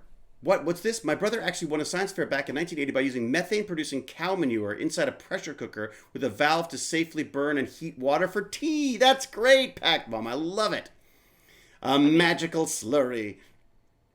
So methane. Yeah. When you burn it, it releases carbon dioxide and water. So I mean, that's pretty good. Yeah, carbon dioxide. That's, I mean, so, and the plants can handle that, right? And especially if it's creating it's still not good. Oh no, it's not great. But the advantage being is you've got that slurry, you've got that magical fertilizer stuff. That's going to grow more plants that are then going to be able to take up that CO2, right? Yeah. I just want forests everywhere. I want us to have backyard forests instead of backyards, if that makes sense. I'd like to have like 50 trees in our backyard instead of we've got a little patch of fake grass, but that's beside the point. Patch of fake grass. Well, we've got fake grass because the amount of water that's required to keep grass alive is prohibitive. And I thought probably better in a way for the environment to have the shaded soil that things can be happening underneath it than it is to have the real stuff. I mean, we just don't water our grass and it's still green mostly. There you go. So we've had some good. Yeah, I guess we've had quite a bit of rain. That's something else I really have to sort out. Is I've got to start capturing rainwater because that just feels like such a waste. Like, you know what I mean? Like, we have all this rain. It's like, oh my God, it's flooding and it's going down the sewers and it's all getting. Why don't we and then we go and turn a hose on and water our plants? It seems insane. May I have permission to post a link about a cow farmer using methane on his farm? But of course, in fact, I think I can. Is it allow, enable? What is it? Allow? Permit? Was it permit? Permit? Pac Mom? Is that right? Let's see if I got this right. I'm back. I'm sorry. Did I get it? I did! I got it right! First go! Baz, just so you know, we weren't ganging up on you. We were just having fun. And I think you have to figure out, in a way, well, we've moved on to, we're now talking about methane and rotting food and cow poop. But I understand that. I don't care. Yeah, that's good. We have to. One of the things that we talked about with Baz when we first moved here was that we'd be moving back, and just the way the world's worked out. You promised me grade 5. I know, but unfortunately, the way the world's worked out. It's probably gonna be grade. Well, now we've basically said to them, hey, when you're 18, you can go wherever you want. I save water off our air conditioner to water my deck plants. That's smart. That's really smart. Because that's another thing that creates a whole bunch of water. All right, so I think we've lost Cosmo on this, but I'd be curious to know Cosmo's take on... Oh, you are? Cosmo. So what was it... I'm curious to know, what was it that you liked so much about the biogas thing? Like, what was it that got your attention so much? Like, that's so smart, and I find it fascinating. It does feel a bit like, duh, why weren't we always doing this? I guess because we didn't have to, right? Yeah. But how much energy do these things take to pull stuff out of the air? Well, but this is the funny thing is, I think it can be done entirely, like, without any electricity at all. Like, it's literally just rotting, and then the fumes come up, and then these bag systems, basically this weight on the bags that force the gas into a smaller, like, that basically puts pressure on the gas so that it can come out the tube, and then you can burn it off. And that's literally what they're doing. So how much garbage do you need to make that work? I think they were saying it could eat up to 6 liters a day or something, or 6 something a day. You'll have to check the stats on that. But it was a surprising amount of stuff. I couldn't get over how much there was. Let me see if I got a link to this one as well. Oh yeah, look, I'll give you a link. I'll put a link in the. Are you on Twitch as well? I'll put a link for everybody on Twitch. So that is this it's like a commercialized version of it. I'm not saying go buy this one, but it's the home biogas system. And I think he could eat quite a bit. Quite a bit. Muppets. 3D Print Viking, enjoy. Thank you so much. Let me know if you want to join our 3D Printmaker Hangout streams, David. I'd love to 3D print. In fact, one of the things I can't believe I haven't done yet, I should maybe even just open it now. I haven't even opened my 3D printer yet. It's still here. So I've got to do like an unboxing and start building it. It's insane. Okay, what's going on? Muppets? What? I say, so Callier says, City Council forced me to cut my only yard tree down because the neighbor complained it was dropping leaves on their car and casting a shadow on their yard. Holy Muppets, indeed. I didn't think you could, it's almost impossible to cut a tree down here in Toronto. Like, it's impossible. Although what the big companies do is they go, oh, we cut them down by accident. I'm so sorry. Let us plant some new ones. So you have these giant old growth trees that get chopped down for them to make their stupid shopping malls or whatever. Which, of course, are all in trouble now because, we're not allowed to be within 2 meters of each other. Although that's loosening up a lot. It was kind of weird for me. Actually, we had our fabulous housekeeper come back and start working on the house with us. And it was really weird to suddenly be in proximity with someone else, a new person. But we were, we sort of kept a fair amount of distance for most of the time. I mean, the reality is we sort of have to open up our bubble a bit now. So we are, but yeah, it's weird coming back to that. But the idea that, so these people are chopping down trees to build their, shopping malls and then going, oh, I'm so sorry, I'm planting these little tiny plants, which of course aren't going to do nearly the same amount of good for us as the old ones. Not to mention the fact that these trees have been around for hundreds of years. It was at St. Clair. You can look it up if you want. It was at St. Clair and Bathurst. I think it was I can't remember who did it. I think it ended up being I think they ended up being literally like a gas station there instead or something. It was really horrible. Hello, Mr. Deadly Eugen. I was so ticked off because I used to live up there. Thank you, 3D Print Viking. I shall talk to you soon. And Ilya Korn or Ilyakorn. All right. So the biomass thing I think is really interesting because I almost feel like maybe could you use it? I don't need it for cooking. I feel like having it there for cooking would almost prove more difficult. I'm wondering if there's a way you could sort of store it and use it for, I don't know, for maybe heating the garage. What about that? What if you could set up a biomass thing that creates the methane and then have it attached to a heating system that could make the Tech Bandits garage like sort of a place that we could actually work in the winter as well. What about that? But you need to insulate it too.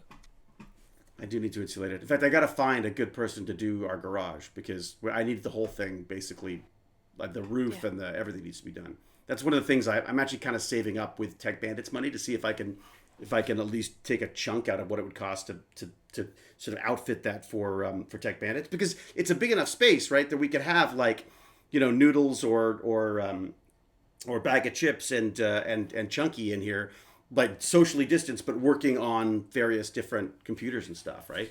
I can't do that in the garage, in the basement, because it's inside, it's not ventilated enough.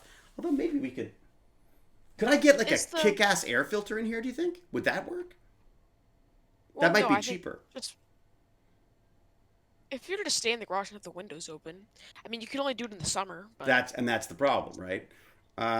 So I was thinking about like, what do we do in the winter? Like actually, that's an interesting thought. Instead of getting now we'd still have to wear masks though. But if we wore masks, if I did an alcohol spray, and if I got like a really good like air scrubber of some sort, that could work. Hello, Photographics. Welcome. Have we seen you before? I don't know if I've seen you before, Photographics. If I have, I apologize. What do you say? I wish I could do that, but they report me in a heartbeat. Yeah. Good time. You don't get out much, do you, James Gurney? What's this? What's James Gurney having a good time about? James Gurney says, if you want a good time, look up tree lawyers on Reddit.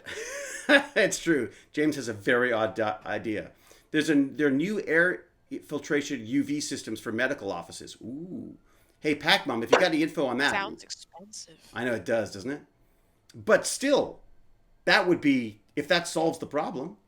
But then it doesn't really solve the problem because you still have to basically social distance and wear masks, right? Yeah. I would just, I don't know about you, Junkie, or Cosmo, or any of you, but I feel like I really want to do some hands-on stuff too, right? Like, wouldn't it be great if you guys could just come over and build the freaking 3D printer like we'd planned? Yeah. You know, or 3,000 isn't actually that horrible. I mean, like, that's still quite a bit, but it's actually like you could buy it. That's doable. That's certainly cheaper than getting the garage redone. That's for sure. Yeah, but getting the garage redone is also nice because you could even have guests sleep in there. Like, you could put a little bed in there. Ooh, like a lane house. You could have a loft up top. It could be a clubhouse, and then when Jane's mad at me, I could sleep in it. Yes. Nice. Although Baz would probably take it over. Baz, if we that'd be really nice. If we redid the garage, would you live there? He'd never leave. He would never leave. You know that? I don't think he would ever leave. Yeah, if you put his computer in there, he would. That's just it. Yeah. I would probably. He would appear only for food and water. That's and it. then disappear back to the garage. With like a giant pile of, even. maybe like a giant pile of laundry every so often. David's in the doghouse. I'm in the garage house. I don't know. Look, I mean, UV blast the room on 60-second intervals. Well, you could leave, and then we could build a giant UV robot that just roams around, zapping it whenever we leave. You know what I mean? Pac-Mom, is he living in the garage? My dream was always to have like have my own sort of like my own personal space not in the house, but like outside of the house. But of course, you know, that only exists. I think getting the garage done would be really cool because. All right, well, let's look into your office, and you could probably write it off as like a business expense and get it like tax-free. Oh, that's true. Although, as Jane says, you've got to be working to write things off. Although I am working. Did I tell you that? I've got like nice. I got like 2 jobs lined up now. That's good. Yeah, I got like 6 episodes of a show, which I'm not allowed to talk about yet, which should be kind of fun. Oh gosh, the light sensor. I know, it's driving me nuts. And then I've got the Guillermo thing as well. So as long as we don't have a horrible, shutdown again, I might actually get some work. Yeah, James just passed out on the keyboard. I just noticed that. It's one of his terrible strokes. One of a new show, Stargate Atlantis. Oh, I wish Monkey Bacon. A game room loft. Oh my God, it would be so cool, wouldn't it? And I could just run a cable. No, you know what? I would set up a separate net for that. You could have a separate high speed for that we could then share. Oh, that'd be awesome. Okay, I like that plan. It's almost like having your own bunker without the bunker, right? Yeah, what you could do is you could probably spend like $300 and upgrade the white computer. Yeah. Get yourself a new computer and that basic computer, and then you can get a LAN center. So you could have like 3 people playing, all on reasonably good computers. Huh. Yeah, I've wanted to do that. The other thing I need to look into as well, which is really interesting, and I'll put this out to the stream chat as well, and I think the Bandits will like this. I was talking to a friend of mine, and his mother donates laptops to kids in Mexico so they can, learn to code and get on the internet and stuff. And I said, well, how do they get on the internet? And of course, a lot of these kids don't have access to the internet.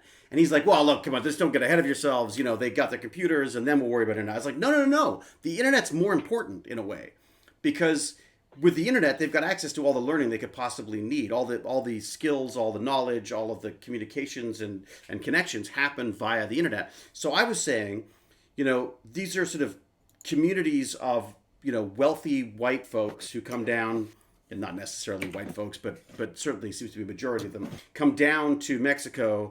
They build these lovely houses. They have all the amenities, and then they want to help out the local kids. And I was saying, well, then what you should do is you should create a mesh network. Why not? Everybody goes and pays for their internet for the year when they're down there, and then whether they're there or not, they share their network access as a pool, as a mesh network with the kids, and that would give them access, right? What do you think? I just think that's a brilliant idea as a way of, and all we would need was the money for the infrastructure for the mesh network, right? Because there's a brilliant TED Talk about this, where there's a guy who was in computers and he was in India, and his building was basically next door to the slums. And so he cut a hole in the wall in his building and put a computer in it. and set it up to the internet, and then just basically left it. And the local kids would come in and they taught themselves how to use the computer. First problem being they didn't speak English. They figured it out. Then they started learning stuff. Then they started using it. So he realized that this was not about like, the assumption was that the kids in the slums were all, we're all basically idiots and we're never going to get anywhere because they were poor and probably not very smart. The reality is they were incredibly smart. They picked this stuff up very quickly. And so I started going like, well, wait a second. If we could create mesh, you know what a mesh network is, right? Does it, people know what I'm talking about when I say that? Yeah. So the idea of basically just sharing a network connection through various sort of more local connections. Was there a way we could set up a program where we could go into these communities, go down to Mexico, set up the technology, and then get out of there? Like, cause like, don't do this colonial, oh, here's your computer, say thank you, darling. Look, much as I'm not belittling the fact that this woman is helping kids out by donating, $300-400 at a time for these refurbished computers. But I was saying, like, if you can get them internet access, they have the world literally at their fingertips. And then there's all these concerns about crime and violence. And then I started going like, well, wait a second. The cartels would want it too, because they would want internet access as well. So, it's in their best interest. It's both the bad people and the good people, could benefit from this and thus potentially build a network of accessibility that allows kids access to this thing. So anyways, there you go. I would very, very much love, if anyone's got any information on mesh networks or how to do something like that, I would very much appreciate it. I think that's a great Tech Bandits project for us. In fact, you could test it here, right? Like, Chunky, we could like try sharing a bunch of different internet connections and see if it works, right? You could set up a guest network on your network, and I'd set up a guest network on mine and see if we could somehow connect them through a mesh network, because we're only a few blocks away, right? Yeah. And then we could see if Noodles could do the same, and maybe Bag of Chips could do the same. We could try to connect all of them together and see if that would work. And if we could set that up... I need a super fancy router to do that, though. Well, that's it. So I'm saying, like, let's find out what the technology is and what's needed.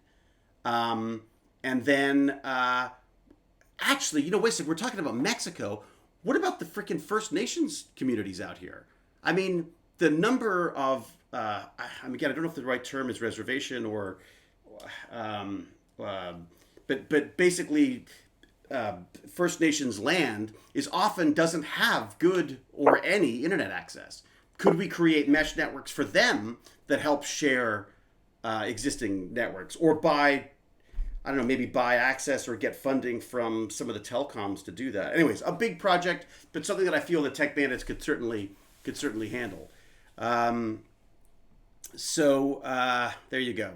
Internet access was identified as a key requirement for the right to development by the United Nations. As such, project funding is available. Oh, okay, good. Well, there you go. That's pretty much what the internet already is. It's a mesh network, but with wires. Exactly. But that's it, Elfstui, is that the wires are the problem. Is you need rights to get the land. You need access. We just want to make it universal, and chances are, eventually, hopefully. What is it? Elon Musk's Skynet thing that he's doing could work. But the idea of these communities down in Mexico, where the holidayers come down and they want the best internet that's available for their couple of months while they're hanging out down there, or even their retirement if they're there the whole time. Why not just say, look, just sign it for the whole year. Just buy it. You got enough money for this house. Pay for the internet for a year, and then that internet can be shared with local communities of kids who don't have that access. So I just thought that might be an interesting way of doing it. True wireless, and all will have access. Yeah. If you have wireless, all will have access, and that's exactly it. Again, there's going to be problems. I know it's not perfect, but I just feel like it's a good start for something like this, and a great Tech Bandits project, because we get to learn about how to do mesh networks, and maybe we get free internet access too, right? But Chunky? It's good. So even research and healthcare providers struggle. Yeah, that would be great. Okay, so most modern internet routers have the ability to do mesh networking out of the box. The problem is each brand has their own slightly different implementation of it. So you might be able to use something like OpenWRT WRT, or similar to overcome that problem. Sarid, thank you very much. It sounds like you know what you're talking about. Perhaps we should, perhaps we'll open this up. Maybe we'll do a Tech Bandits on this at some point and just get like a full take on. I don't know about you, but I would love to figure out how this mesh network thing works. Just because I just feel like there's so many different potential benefits to that, Yeah, Skynet. Seriously, that worked out well. It's not actually called Skynet, K. Michael. It's what is it called? What is this thing? Starlink. That's it. There are confirmed speed tests. Oh, interesting. Okay, so maybe Starlink is the solution. I just think to start with, that's going to be expensive. Or maybe that's what you then use. Maybe you use a Starlink access point to share, or I don't know how it works exactly, but problem with free access is you have to filter it, blocking harmful sites, allowing peer-to-peer file sharing networks. It's not impossible. You leave yourself into a world of legal issues if you're not careful. Dave. Well, maybe that's it. So you'd have to come up with a system that just says, look, this is free for all to use. And frankly, if you do anything wrong with it, then that's your problem, not ours. There's got to be a way around it. Because we're not going to be, and I don't think you are going to be blocking harmful sites, are you? I mean, is that, I know security would be an issue as well, but I think I would rather they have access to the internet, even if it's not, the perfect to start, and then, but at least it gets them learning. It gives them access to this kind of stuff, or even find areas or kids in. Actually, that's interesting. Okay, Chunky, bear with me. What about this? What if you find out what households don't have internet in a city area, and then figure out and then put them in touch. Once you find out who doesn't have internet access in a city, you could then create mini mesh networks for them in surrounding houses. What about that? Something like that. Yeah. Or you could just get them internet, which would be just as easy. You could just buy them internet, but getting them each internet access on daily, I don't think you could afford that, could you? But a whole big mesh networks cost a lot. Do they? Well, they're saying that out of the box, some of these, like potentially the They don't have that much range though. They would maybe reach over the house next to you and not much more. And that's how it works. So it reaches the house next to you, and then the house next to you forwards theirs, and it's like I was on my neighbor's Wi-Fi because I was babysitting for their kids, and then when I came back, I was still on their Wi-Fi, and it sucked. Oh yeah, no, the internet. Even though it's just like a little bit in between. So the technology would be boosting that signal and sharing that signal, and then having it boosted along throughout.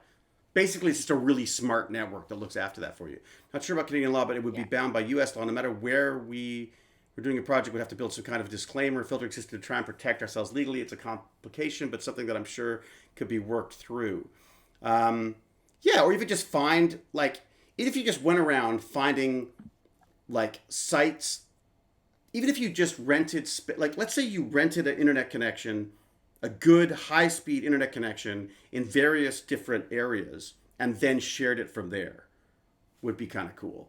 Check out WISP networks. A lot of them are doing what you're describing, bringing internet to poor communities. These networks typically use Microtech or Unify hardware to distribute the network. Cool. Look, the other thing is they could also be used in areas of protest, right? So when they try to black out the internet or something, you could be potentially using a mesh network or even like a radio-based network to share your access with people and stop them getting blocked by governments that are trying to shut them down. That's another thought. But then your mesh network would get shut down. Well, what I'm saying is that, let's say you had some kind of an off-grid network. So you had a system that was using, let's say, wireless, not just wireless, but using radio frequency so it would be a bad connection, but at least it would allow texting or images or the uploading of stuff, Mm-hmm. So now you're just describing a cell network. Yeah, so you're creating. Well, that's basically what a mesh network is, isn't it? It's basically a very smart cell network that can distribute internet access. Yes, but it's cell networks are extremely powerful and broadcast the things over multiple kilometers. This would broadcast it over a couple of meters. Right, and then would get picked up. The key there is to have as many as you can, because the more connections you have, the more those connections pass on the information. I'm too stupid for this, says Cal. It's a good start. So am I, Cal. Trust me. That's why I'm babbling on about it. So a mesh network sends internet from router A to B, and B sends the same signal through to router C. How does the strength not decay? I think the idea is that it's built to compensate for that. It's built to take... These mesh networks are built to try to figure out what the best route is, and then one little mesh goes down. So one part of the mesh goes down, they immediately pick up the next one. And again, it's not foolproof, but at the same time, it would allow, as signals drop, other ones would be picked up to then repeat the signal. So basically, it's like broken telephone, where you're basically saying like, police are coming, pass it on. Police are coming, pass it on. And you're basically doing that with internet. With a mesh network. But again, I'm not a pro on this, but it's something that I'm very interested in looking into, because I feel like there's a lot of good you could do with this. How about one wireless connection, then every house on the block has a signal booster, which are cheap. That's kind of the approach. It's a full-time job. That's exactly the kind of thing. Wouldn't people need very expensive infrastructure on an individual basis to make that work? I think the point is that technology is getting much, much cheaper. Like those, someone was talking about it before. Who was it who was saying it? Sorry, I'm scrolling back and I'll get lost, I'm sure. Like OpenWRT, there's a couple of things. Yeah, like Microtech and Unify, I think, are a little cheaper. Ham radios. There you go. Davey Dave. That's a smart one. So that's what I mean by radio. But apparently you can use ham radio and run packet networks over amateur radio frequencies for a long time with repeaters and such, and it could foil government's attempts to block access, but it requires specific hardware not available to common folk. But we are not common folk, are we, Davey Dave? Oh, Ruby K has Microtech. Do you? What do you use it for? Folk, but I mean, sure. Sorry, what was that, Chunky? I'm pretty sure we are common folk. I think we are. We're uncommon folk. All right, I'm looking up this Microtech thing because I find this kind of interesting. Microtech. Is Microtech a specific thing? There's a lot of Microtechs out there. Maybe I've got if someone's got a link to the real thing, let me know. Can't the government just deploy signal jammers as they already do? Yeah, potentially, Cal. But as always, people will figure out how to get around it, right? They're pretty complicated to configure, but they're tiny, cheap, and powerful, says Davey Dave. Ooh, there you go. We've got it. We've got our what we're looking for. Let's have a look here. Router. I'm looking it up. I don't know. There's something about this sort of like this access to these little networks that strikes me as a possible just a possible solution to a lack of access. I mean, again, I was focusing on Mexico because of this, my friend's mom, and this is Jimmy Key, is a wonderful guy, who's a writer. He's my writer friend who wrote Tales of the Haunted Library, which everyone should go buy and support his brilliant ideas of helping the world, and also you get to read your kids some fun stories.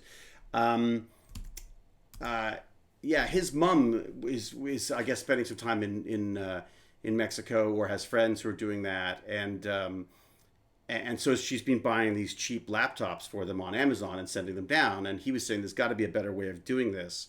And I said, look, my immediate response would be, let's get them internet access, because computers are cheap. Chromebooks are cheap. You can get that stuff can be sorted out. You could buy hundreds at the same time and for very little money, but having the infrastructure for them to use it is what the most important thing is. Microtech routers. There you go. I have no idea what this would do, but so what does it do? 5-point gigabit Ethernet router for locations where wireless connectivity is not required. Compared to the Hex, the Hex S also features an SFP port and a PoE output. I don't know what that means. It's affordable, small, easy to use, but at the same time comes with very powerful dual cores. So basically smart routers that are figuring out how to use I'm going to go wave at the lights again. It's kind of neat.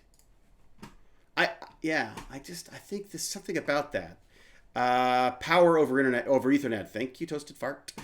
Microtech.com. Yes. We had to manually cap the output on the router because there's laws in Canada about how much Wi-Fi is allowed to output. What? Really? I would post a link to Microtech, but I'm sure it'll get blocked. Yeah, probably, Dave. Ruby K. Microtech, thank you. Latvian company. Look at that. Get internet access to power substation from microwave relay. Best. Wow, there's a lot of stuff.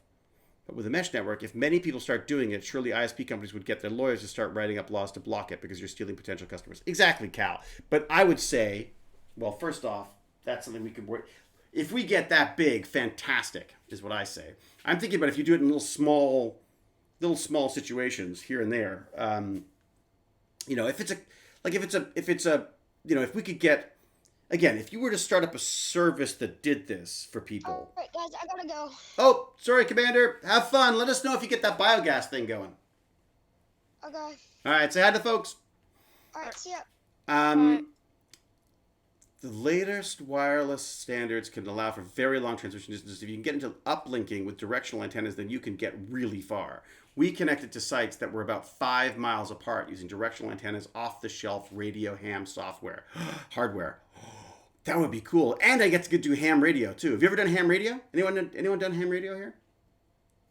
No, I don't know what it is. All right, see ya. See you, buddy. It's basically it's like CB radio. Hey, Roger, we got Smokey on your train. You know the old truck drivers? They used to talk into the little that's basically ham radio. Only it's done in a more it's just basically like having your own little radio station. It's before the internet. It was like the internet, you know. Long time ago in high school, it was pretty cool. Tall towers. I got a mate who lives an hour away that does it. Yeah, you need tall towers. That's part of the problem. I've seen a couple of big towers in our neighborhood. Yeah, that's it. Dustin and Susie in Stranger Things. That's perfect. Yeah. Have you seen Stranger Things, Chunky? No, I haven't. You haven't? I'm surprised. I watched a bit of the first season. Didn't get into it? No. Interesting. Roger, this is Mark the Shark. Anyone out there? I want ham radio just to take the handle. Mark the Shark. That's it. Mark the Shark. No, we do not talk like that, says K. Michael. I look, I know you don't, but it's a great, but it's just a way of picturing it for people, I think. In the early days, I wasn't licensed. I used G4LJS, Long John Silver, Pirate, LOL. That's great. I thought we have technology to connect the internet through power lines. Yeah, I'm sure you could do that too. Yep. His neighbors moaned about it, I'm sure. Yeah. I mean, that's the problem is nobody wants a giant freaking radio wave antenna sticking out of your neighbor's house, right? Sarid. All right. Thank you very much. Thanks for coming by. Appreciate it. Mark the Shark is the handle of a traffic guy here in Connecticut. There you go. Dang it. Well, you could be, the real Mark the Shark. Isn't that what they normally do, you know? Pac Mom, the killer of dreams. Indeed. This mate of mine is VK5PO. VK5PO. That's cute. Plus, some of your more paranoid neighbors will complain that your mesh network gave them cancer or something. Yeah, no kidding. Cal, you are not crushing this dream, Cal. This is happening. Chunky and I are going to be on roofs all over the neighborhood with Baz telling us to be careful. And we're going to be putting up antennas and eating chicken wings. What? Oh, you're eating chicken wings. I see. I was like, what? We get chicken wings for doing this? That would be amazing. Chicken wings. I love chicken wings. You know, we tried... hey, Baz, what was the pizza we tried last night? We ordering from? It's a new one. Oh, it's called Pizza Nova. Oh, yeah, Pizza Nova. So there's a local Pizza Nova that I go in for slices. And we ordered it the other last night because we just had the house was clean. We didn't want to mess it all up again. Anyways, we got pizza and wings, and their wings aren't bad. I gotta say, the wings at Pizza Nova, not so bad. I like the Domino's wings. Those ones are good. So do I, because they're also not fried. The Domino's ones. Yeah. They're like baked. Yeah, the Domino's ones are really good, but the problem is that we do those, and then we do the deep dish pizzas at Domino's, and then the healthiness is out the window. Because you get the big deep pan fried pizza. Oh God, now I'm hungry again. Baz, I'm hungry. Why why would you use what about directional microwave antenna or a laser? Much less visually intrusive. That's cool. Yeah, because lasers, you can go huge stretches without, although it's line of sight again, right? I'm making a homemade pizza right now, and one of my cats is biting my feet. Thank you, Hobbit from Space, for your update. Domino's here is cardboard pizza. Sounds like it's better in Canada. Well, it's still cardboard pizza, Cal, but it's like if you go for the deep dish pizza, that's what you want, because that's the big squishy, what's it called? Crust is the one that I like. Okay. That's gross. Oh, gosh. Listen, what's gross? Deep dish. You don't like deep dish? Oh, I like the deep dish. Wait a sec. So you can get a 100G IP backbone. It's only about $6,000 a month. Yeah, but then you still have to share it, though, right? Apropos of nothing, do you like Red Dwarf? It's funny. I watched Red Dwarf off and on, but it was never like my go-to. It was never my go-to thing. I mean, I sort of mean to pick it up again because I'm sure Baz and I would probably enjoy it because it's just, silly. But it's one of those ones that I never really sort of followed up on. It was also harder to get here. Red Dwarf wasn't sort of as prevalent in Canada. It's like Doctor Who. You had to really seek it out. Oh, yeah. Isolation and such. Now we're all discussing pizza, so I've got everyone hungry. What's depressing is that even 50 of the wealthiest finance and tech companies pooled a small percentage of their profits for 5 years. They could supply MiFi units and erect the access towers for most places in the populated world that didn't have it. Well, I think that's what Elon Musk's trying to do, isn't it? With his Skylink thing. Bertley says, ooh, I didn't miss it at all. I've got some of those home plugs. Polynomial's got home plugs for what? Red Dwarf is an acquired taste. Well, it was like the IT crowd. I didn't love the IT crowd when it first started watching it, and then I just got totally hooked. Hey, is there anything else in this we should talk about in our list of things? So we've got Epic. We've got... what do you think about that isopod? Do you see that giant sucker? That's like a giant sea cockroach. Like, they've only... Up until now, they didn't know they existed, but they discovered these little isopods that normally sort of wander around in shallow water have like a deep sea cousin, and it's like the size of your head. No. Let me see if I can find. No, it's bigger than your head actually. Save a link. No, I don't want to copy the link as. Buzz off. I'm going to copy this link right here. Copy link address. I'm going to put this in. Check this out, folks. This is the stuff of nightmares. Here you go. I think that's the right one. Let me just make sure I've got the right one. Oh, no, that's the wrong one. Oh, I forgot to include that. That one's about the early Mars was covered in ice sheets, not flowing rivers, which is also neat. Yeah, they compared the surface of the Arctic, to the surface of Mars and went, hey, wait a second. This looks more like what happens under giant sheets of ice rather than like a warm planet thing. So I thought that was kind of neat. Let me find that the other link, though, because I've sent you the wrong one. There we go. It's the one that has isopod in the title. You think I'd have that right, but apparently not. So that's another interesting one about the whole idea that Mars, basically we're now rethinking what we thought Mars used to be like. We used to think that Mars might have been a warmer planet, moisture planet, have rivers, all that kind of stuff. Nope. We looked at Canada and said, look at Canada. It's under ice. Let's let's see what's similar with the surface of Mars, and they found similarities that made them think that this is like that this is the way that basically Mars was under these giant chunks of ice. I love tech bandits. Went from tech companies to bee napping to vibing in Canada to biofuel to spelunking, mesh networks, pizza, TV shows, and now space, all in 2 hours. It's so true. And now we're going to go to the depth of the oceans too. Is it 2 hours already? Holy moly, it goes fast, doesn't it? The bandits are smart, sensitive bunch. I know I am smart and sensitive, right, Chunky? They love bees. They like making gas. I make a lot of gas. Oh, from manure, yes. And garage. And now we're trying to figure out how to provide internet for the world with mesh. Not sure what it is, but I'm getting the idea. Giant isopods have been known for years, says Australian llama. Is it really? But not this specific giant isopod. I don't know. I just found it and I thought it looked kind of cool. Oh, that'd be a kind of a fun thing to scare the kids with the giant trilobites. Yeah, it does look like a trilobite, very much like a trilobite. Canadians are Martian descendants. Could be.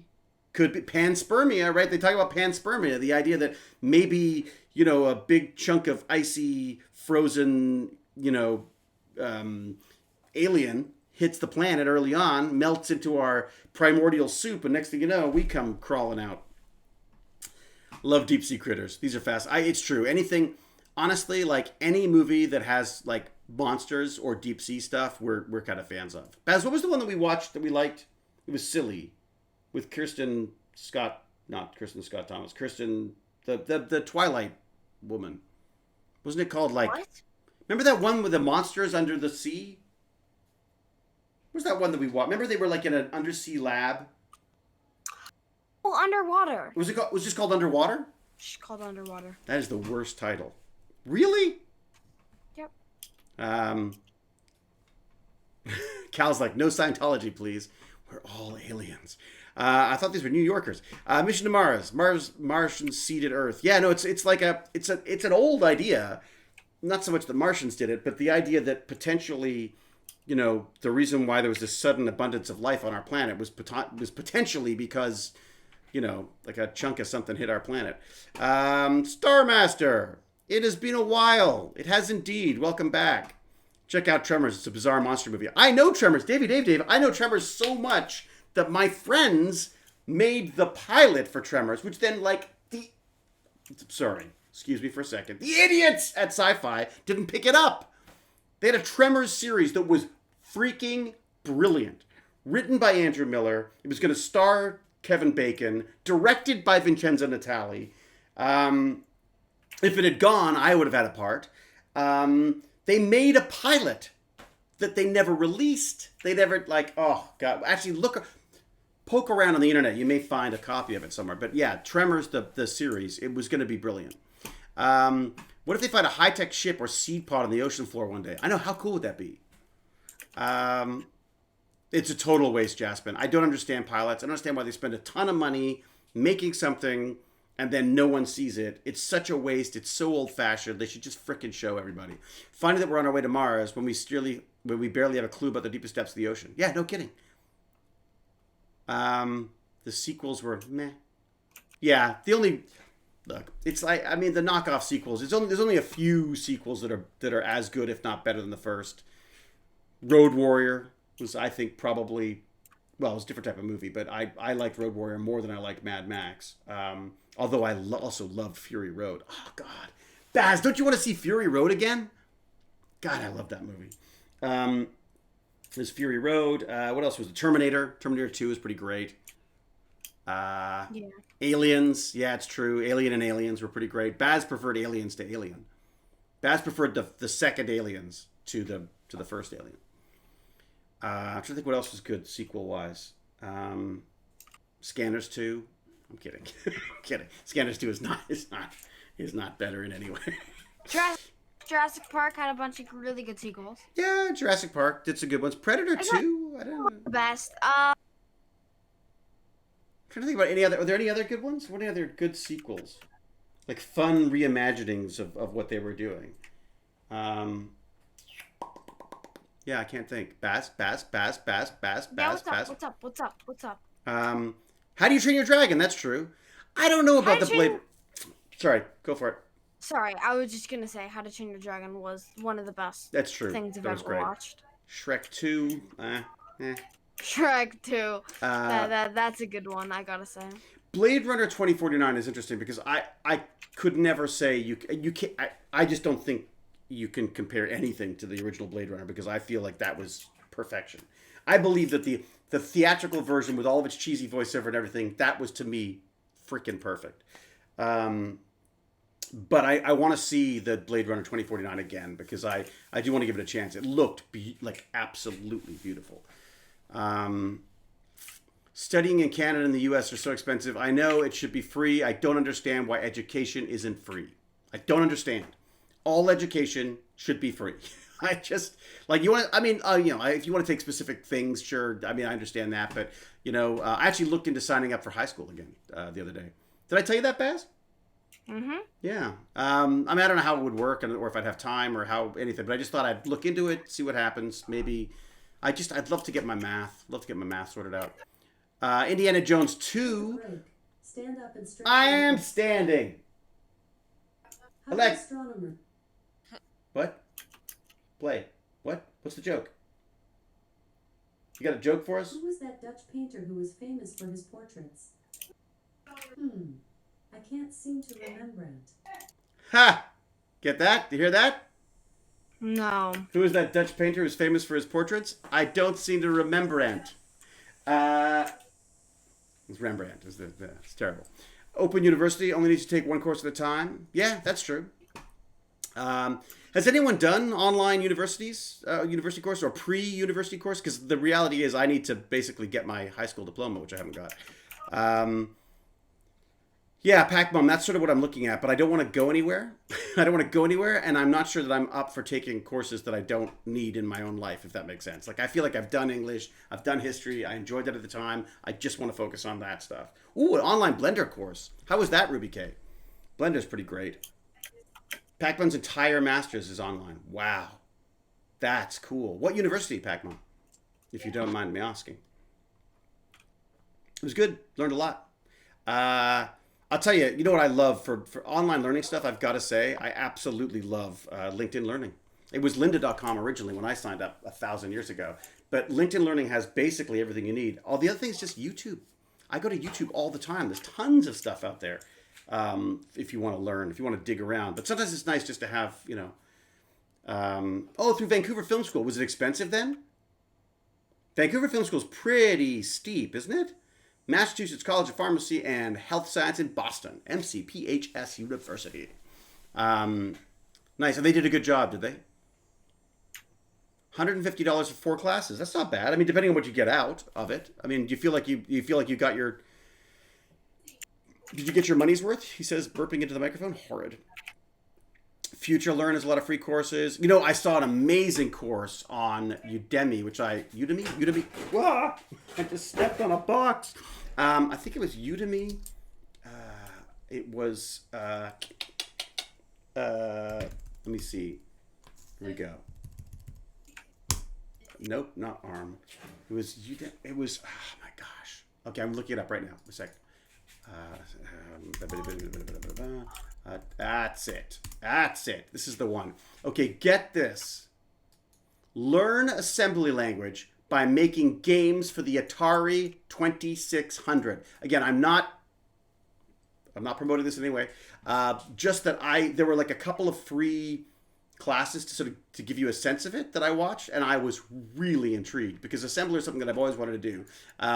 Barnacles is trying to talk me out of it, but because he just says it really is just mind-numbingly difficult. But check out this. This is the one that caught my eye for no reason other than it's just on my bucket list is for me to learn how to do assembler, learn how to program an assembler. Closest thing you can get to the machine code itself. That's what I'd like to do. All right, I should think about wrapping up, shouldn't I? Because it's just after 1. A few things. First off, Eve Online got in touch via Twitter. I haven't got back to them yet, but and sort of said hi and heard that I was looking into it. I am very eager to experiment with that. This is for those of you who don't know, Bag of Chips and Iron Ham, and well, Iron Ham knows I think, but Lord Chunky. It's basically a giant massively multiplayer online space game. You know about it, Chunky? Yes, I do. Did you play it? No, I don't. Because I'm thinking I might have a go. This thing, it's not for everyone. What game? Can you say it again? This is Eve Online. Oh yeah, I know that game. Yeah. So I'm gonna. So thank you to Eve Online for getting in touch. I'll have to have a look and see if I can get into the spreadsheets in space, with brilliant graphics and everything as well. So DStat. Big thanks to DStat for being our sponsorship level Patreon. And to all of our Patreons, to all of our subscribers, thank you so much. To all of our Patreons, thank you as well. I've had a few people drop donations as well via PayPal. Thank you so much. Like I just can't thank you enough. It just, as I said, there's a lot of things we want to do. And I've basically just been sort of just squirreling away the money in the hopes that we could do do some good and do some good things. So whether it's getting air purifiers so we can all get back together again, or mesh networks, or converting the garage into a makerspace so the locals can invade. It's all very, very much appreciated. Thank you very much for it. I also, just in case people don't know, actually they may not know on here, actually, now I think about it. So I've done a bunch of Dr. Rodney McKay voice answering messages, which I will add names to for anybody who is subscribed here, and for anybody on Patreon as well, is the idea. Cal thinks I'm nuts, Baz thinks I'm nuts, but the idea is that I just want to thank everybody for supporting us this far. Going ahead, I will sort of ask that people sign up for the $5 at least Patreon level, and then I'll do that. And the idea is basically I'm just going to do a collection of different names, and they can be placed into the existing messages. And if I come up with any more brilliant ideas, I'll record them as well, so people have a selection of things to choose from. But I don't think I can do all the editing for everybody. I think that would take forever, but I think I could at least record the names and provide you with a blank space for you to put it, so that it doesn't sound too weird. But I think that's the best way of doing it. If someone's got a way of scripting, like Premiere Pro, if you could script Premiere Pro to just drop in a bunch of different, if I were to record a bunch of names, and would it automatically drop them into a thing, that'd be great. If there's a way to automate it, that'd be fantastic. I can't record different ones for every single person. It would just take forever.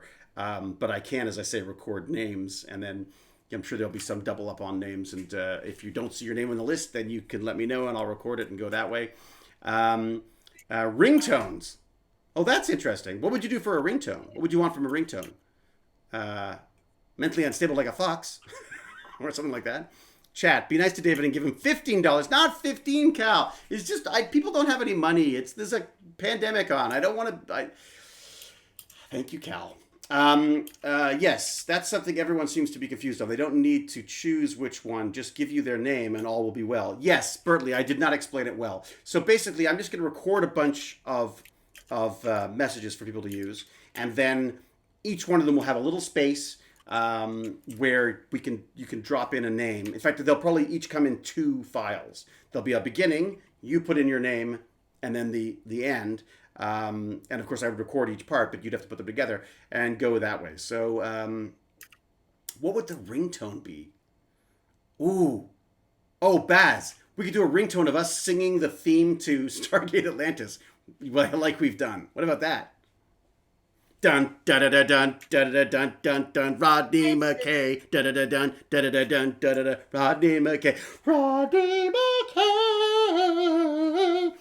Ruby K would pay me not to do that. Even better. Even better. Oh my God, why? Says Jasmine Mir. What do you mean? Why not? Ruby K is gonna get banned. Cal, could you take out Ruby and Jaspin and Pac Mom? Yeah. No, not a ringtone. Email notifications. McKay scandalized that you aren't running to read an email from him.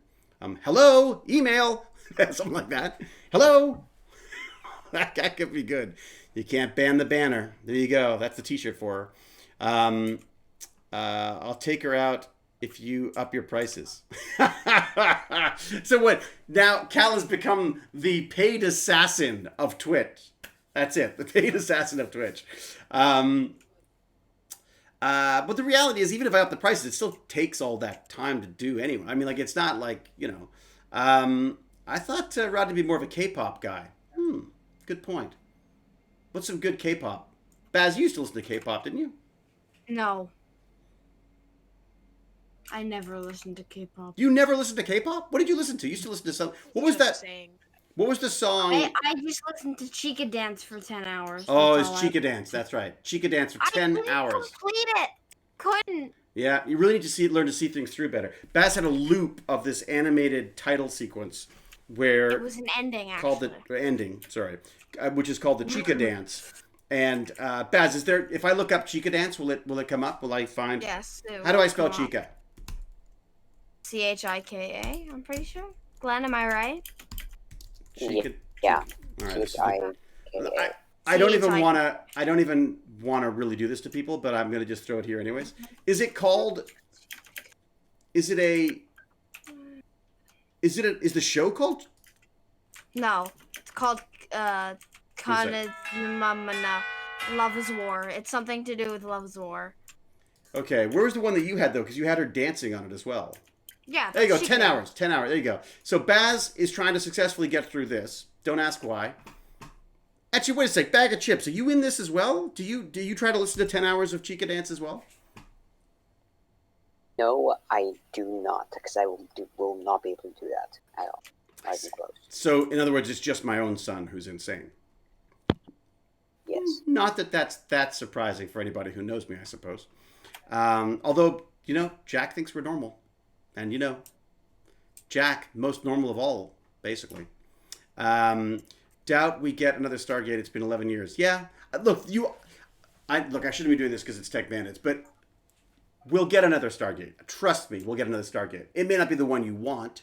And, unfortunately, much as I'd love to come back, I'm sure it would involve me. But, it's a franchise they have to bring back at some point. 10 hours of the chicken dance. Oh, that would be awful. I had a massive phase a few years back. Was a weeb for Gact, Mayavi, and that whole scene. I'm a big fan of disco-y dance music stuff. I like a lot of this stuff. Baz just chooses the most annoying ones ever. Yeah, Jimmy Humperdinck. It's too good to sit on a shelf. They just have to figure out how to make it happen. But as I say, I doubt we're too long in the tooth at this point for doing that stuff. Unless they do my idea, which is to do the Stargate Academy, and then I'd be the headmaster, the grumpy headmaster who looks after all the kids, and then we bring back the Stargate people, an episode at a time for various different adventures. I've said that a million times, and I'm just going to throw that out there. Maybe I should do a fan fiction of that. Actually, that's a really good idea. Am I allowed to do fan fiction, or would I'd get in trouble for that, wouldn't I? I probably wouldn't be allowed to do fan fiction because I'm not a fan. I mean, I don't count as a fan. That's interesting. I wonder if you could do that. Anyways, all right. The annoying thing was at the time I had no money, and so buying albums is expensive. Oh, albums. Hello, Stefan from Germany. I'm afraid we're just wrapping up. Sorry to do that, but it's at that point. You can do fanfic so long as you don't profit. But what? I can't profit? Yes, you're right. Profit would be the problem. Donated a little. Oh, Oda, thank you very much. That's very kind of you. Honestly, yeah, that's fantastic. If you're subscribed, you're also helping, just so you know. If you subscribe to this channel... I know, but you're also helping to me as well. So if you want to do specifically Tech Bandits, which most people should do, in my opinion, please go check out Dad's Patreon. It really helps out everyone. Which is very cute, because the reality is Baz... Yeah, that's very nice of Baz, because Baz earns his pocket money through this, right? So, and pocket money is a big. He's saved up a lot. What? Do you have a watch party this Sunday? Are we? Is it this Sunday? Oh my God! Is it 2 weeks already? I am in pandemic mode. I believe so. I believe. That means it's off for almost a month and a half. Oh my God! We really have a dog forever? Is it our forever dog? Nah, it's 14 years, dog. It's a 14 years. There you go. 14 years. So yes, we have a Stargate. We're going to be watching Stargate this Sunday, 2:00. I'm not sure what episode we're on to next. What is the next episode? We've done the Storm in the Eye. What comes after that? What's next? Yeah, Jimmy Humperdinck. No kidding. Me too. Yeah. I used to make money ripping the covers off books and sending them back to publishers. The Defiant one. Okay, there you go. Good. So the Defiant one. Is that a good one? I can't remember now. So the Defiant one. This week only. Sunday, 2 p.m. Eastern Daylight Time. Well, Tune every in other week. For the Defiant one. Yeah, you're right. It's every other week, isn't it? It's not this week only. No, Duet's later, I think. But yeah, Defiant one sounds about right. Ooh, I'm excited for Duet. I better. It's the one that I wanted to see, which is why I accepted to watch. I like that. The Defiant one has an actor in it, Richard Cox. I think you'll find there's actors in most of them, Australian Llama. Yeah. Aren't there actors in like? Yeah, we're season 1. Defiant one is the one with the downed Wraith cruiser and the one lone Wraith still alive. Who is predominant anime voice actor. What anime do they do? There you go. So Richard Cox, what anime voiced Inuyasha? Inuyasha. All right, but you're in it. But I'm in it, Cal. Where are you going with it, Cal? Quick, somebody ban Cal. That's a good episode. It's a good episode. Okay, so my English is not so good, or not so God, as Stefan would say. It's good enough. Good enough for us, Stefan. Thanks for coming. Would it be? Mine, Alma, my. I don't know. I'm not even gonna try. I did German for 1 year at school and was basically told don't do it again. I'm so gonna taught me swear words in German. Oh my God, BG Noise Monkey. We freaking love Digital Corridor. We've been watching Digital Corridor for years now. The red looks so cool when your overhead light is off. It's true, it does, doesn't it? But I have to figure out, I have to switch out. So I'm switching out the switch that I have, because the switch that I have right now is sensitive to, obviously, motion. I don't want that anymore. I just want to go back to the regular one because this is driving me crazy. By the way, wouldn't it be great to do one of these reunion streams with the Stargate Atlantis crew like all the other shows are doing lately? Look, they looked into doing that, but it was a bit half-assed, and and then there's always the money thing involved, and people want subscriptions and stuff, and I just feel like I would be open to stuff for sure. We do this every week. We're talking every week. I'm happy to talk about it. Right, he got so tired of people at the conventions asking him to do the Inuyasha voice. Which Australian llama? Which show is? It's called that. Oh boy. Okay, wait a second. Let me see. I'm gonna look it up. Guys, we gotta look this up. What?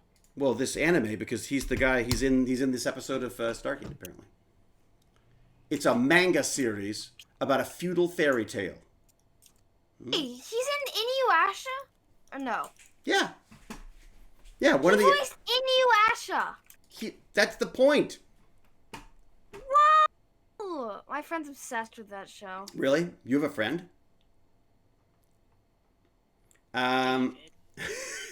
I'm not very parenty, aren't I? I gotta be less. I gotta be less like a bandit and more like a parent. Do I? Oh. Okay. So Savage. That's true. Worst dad ever. It's written by Rumiko Takahashi, one of the most popular creators of the 80s and 90s. Yes, I've heard that name a few times. No, I'm a parent, and I was thinking it said Pac-Mom. Richard Cox was a popular choice for many Stargate single-episode characters. Oh, fantastic. All right, so Richard Cox. We're going to look him up. And we'll give him a big shout-out when we watch the show. There you go. He's a Welsh-born Canadian. Hey, Welsh! People were asking about my hat. This is a Welsh dragon hat, because we would be in Wales right now, normally. He's a Welsh-born Canadian actor, voice actor, comedian, online radio host, best known for his voice work for the English dubs of anime, mainly for Inuyasha. Hey, look at that! He did Bob the Builder. He did Transformers. He did... what? He gained prominence for playing the character of Henry Daly's, played by Mickey Rooney, teenaged traveler and horse rider. Ah, very good. Wow, he has done a lot of voice acting. I gotta get into this whole voice acting thing, don't I? All right. I wouldn't even know where to start with that, because that's one of those things that, like, I've had the odd audition for that stuff, but I'm really, really bad about, like, doing the work. I have to, like, set up a studio and all that kind of... anyways. I recently saw the actor for Taylor, sorry, I forgot her name, Rachel, lovely Rachel, in a horror movie about Lovecraftian horror called Dagon. Was it good? Was it good? Oh, IC Press. Wales is wonderful. Wales is fantastic. We go there every year. It's where my wife's family is all from Welsh mining villages over there. Yes, but very weird. Oh, really? Okay, good to know. Horror does tend to get pretty crazy. Oh, yes, but very weird. All right. I guess I should be wrapping this up, shouldn't I? It's almost 1:30. What do you? Our bag of chips and Iron Hand. What are you working on? The Minecraft stuff? No, I'm just not talking that much. Oh, really? I hear lots of typing. I'm just like chilling. Yeah, just chilling. Lord Chunky, what about you? Yeah, I'm just chilling as well. He's actually on the same game that I am. Really? Me and Lord. Oh, Chunky. you Robloxing right now? Yeah. Oh, see, I gotta get on the Roblox thing.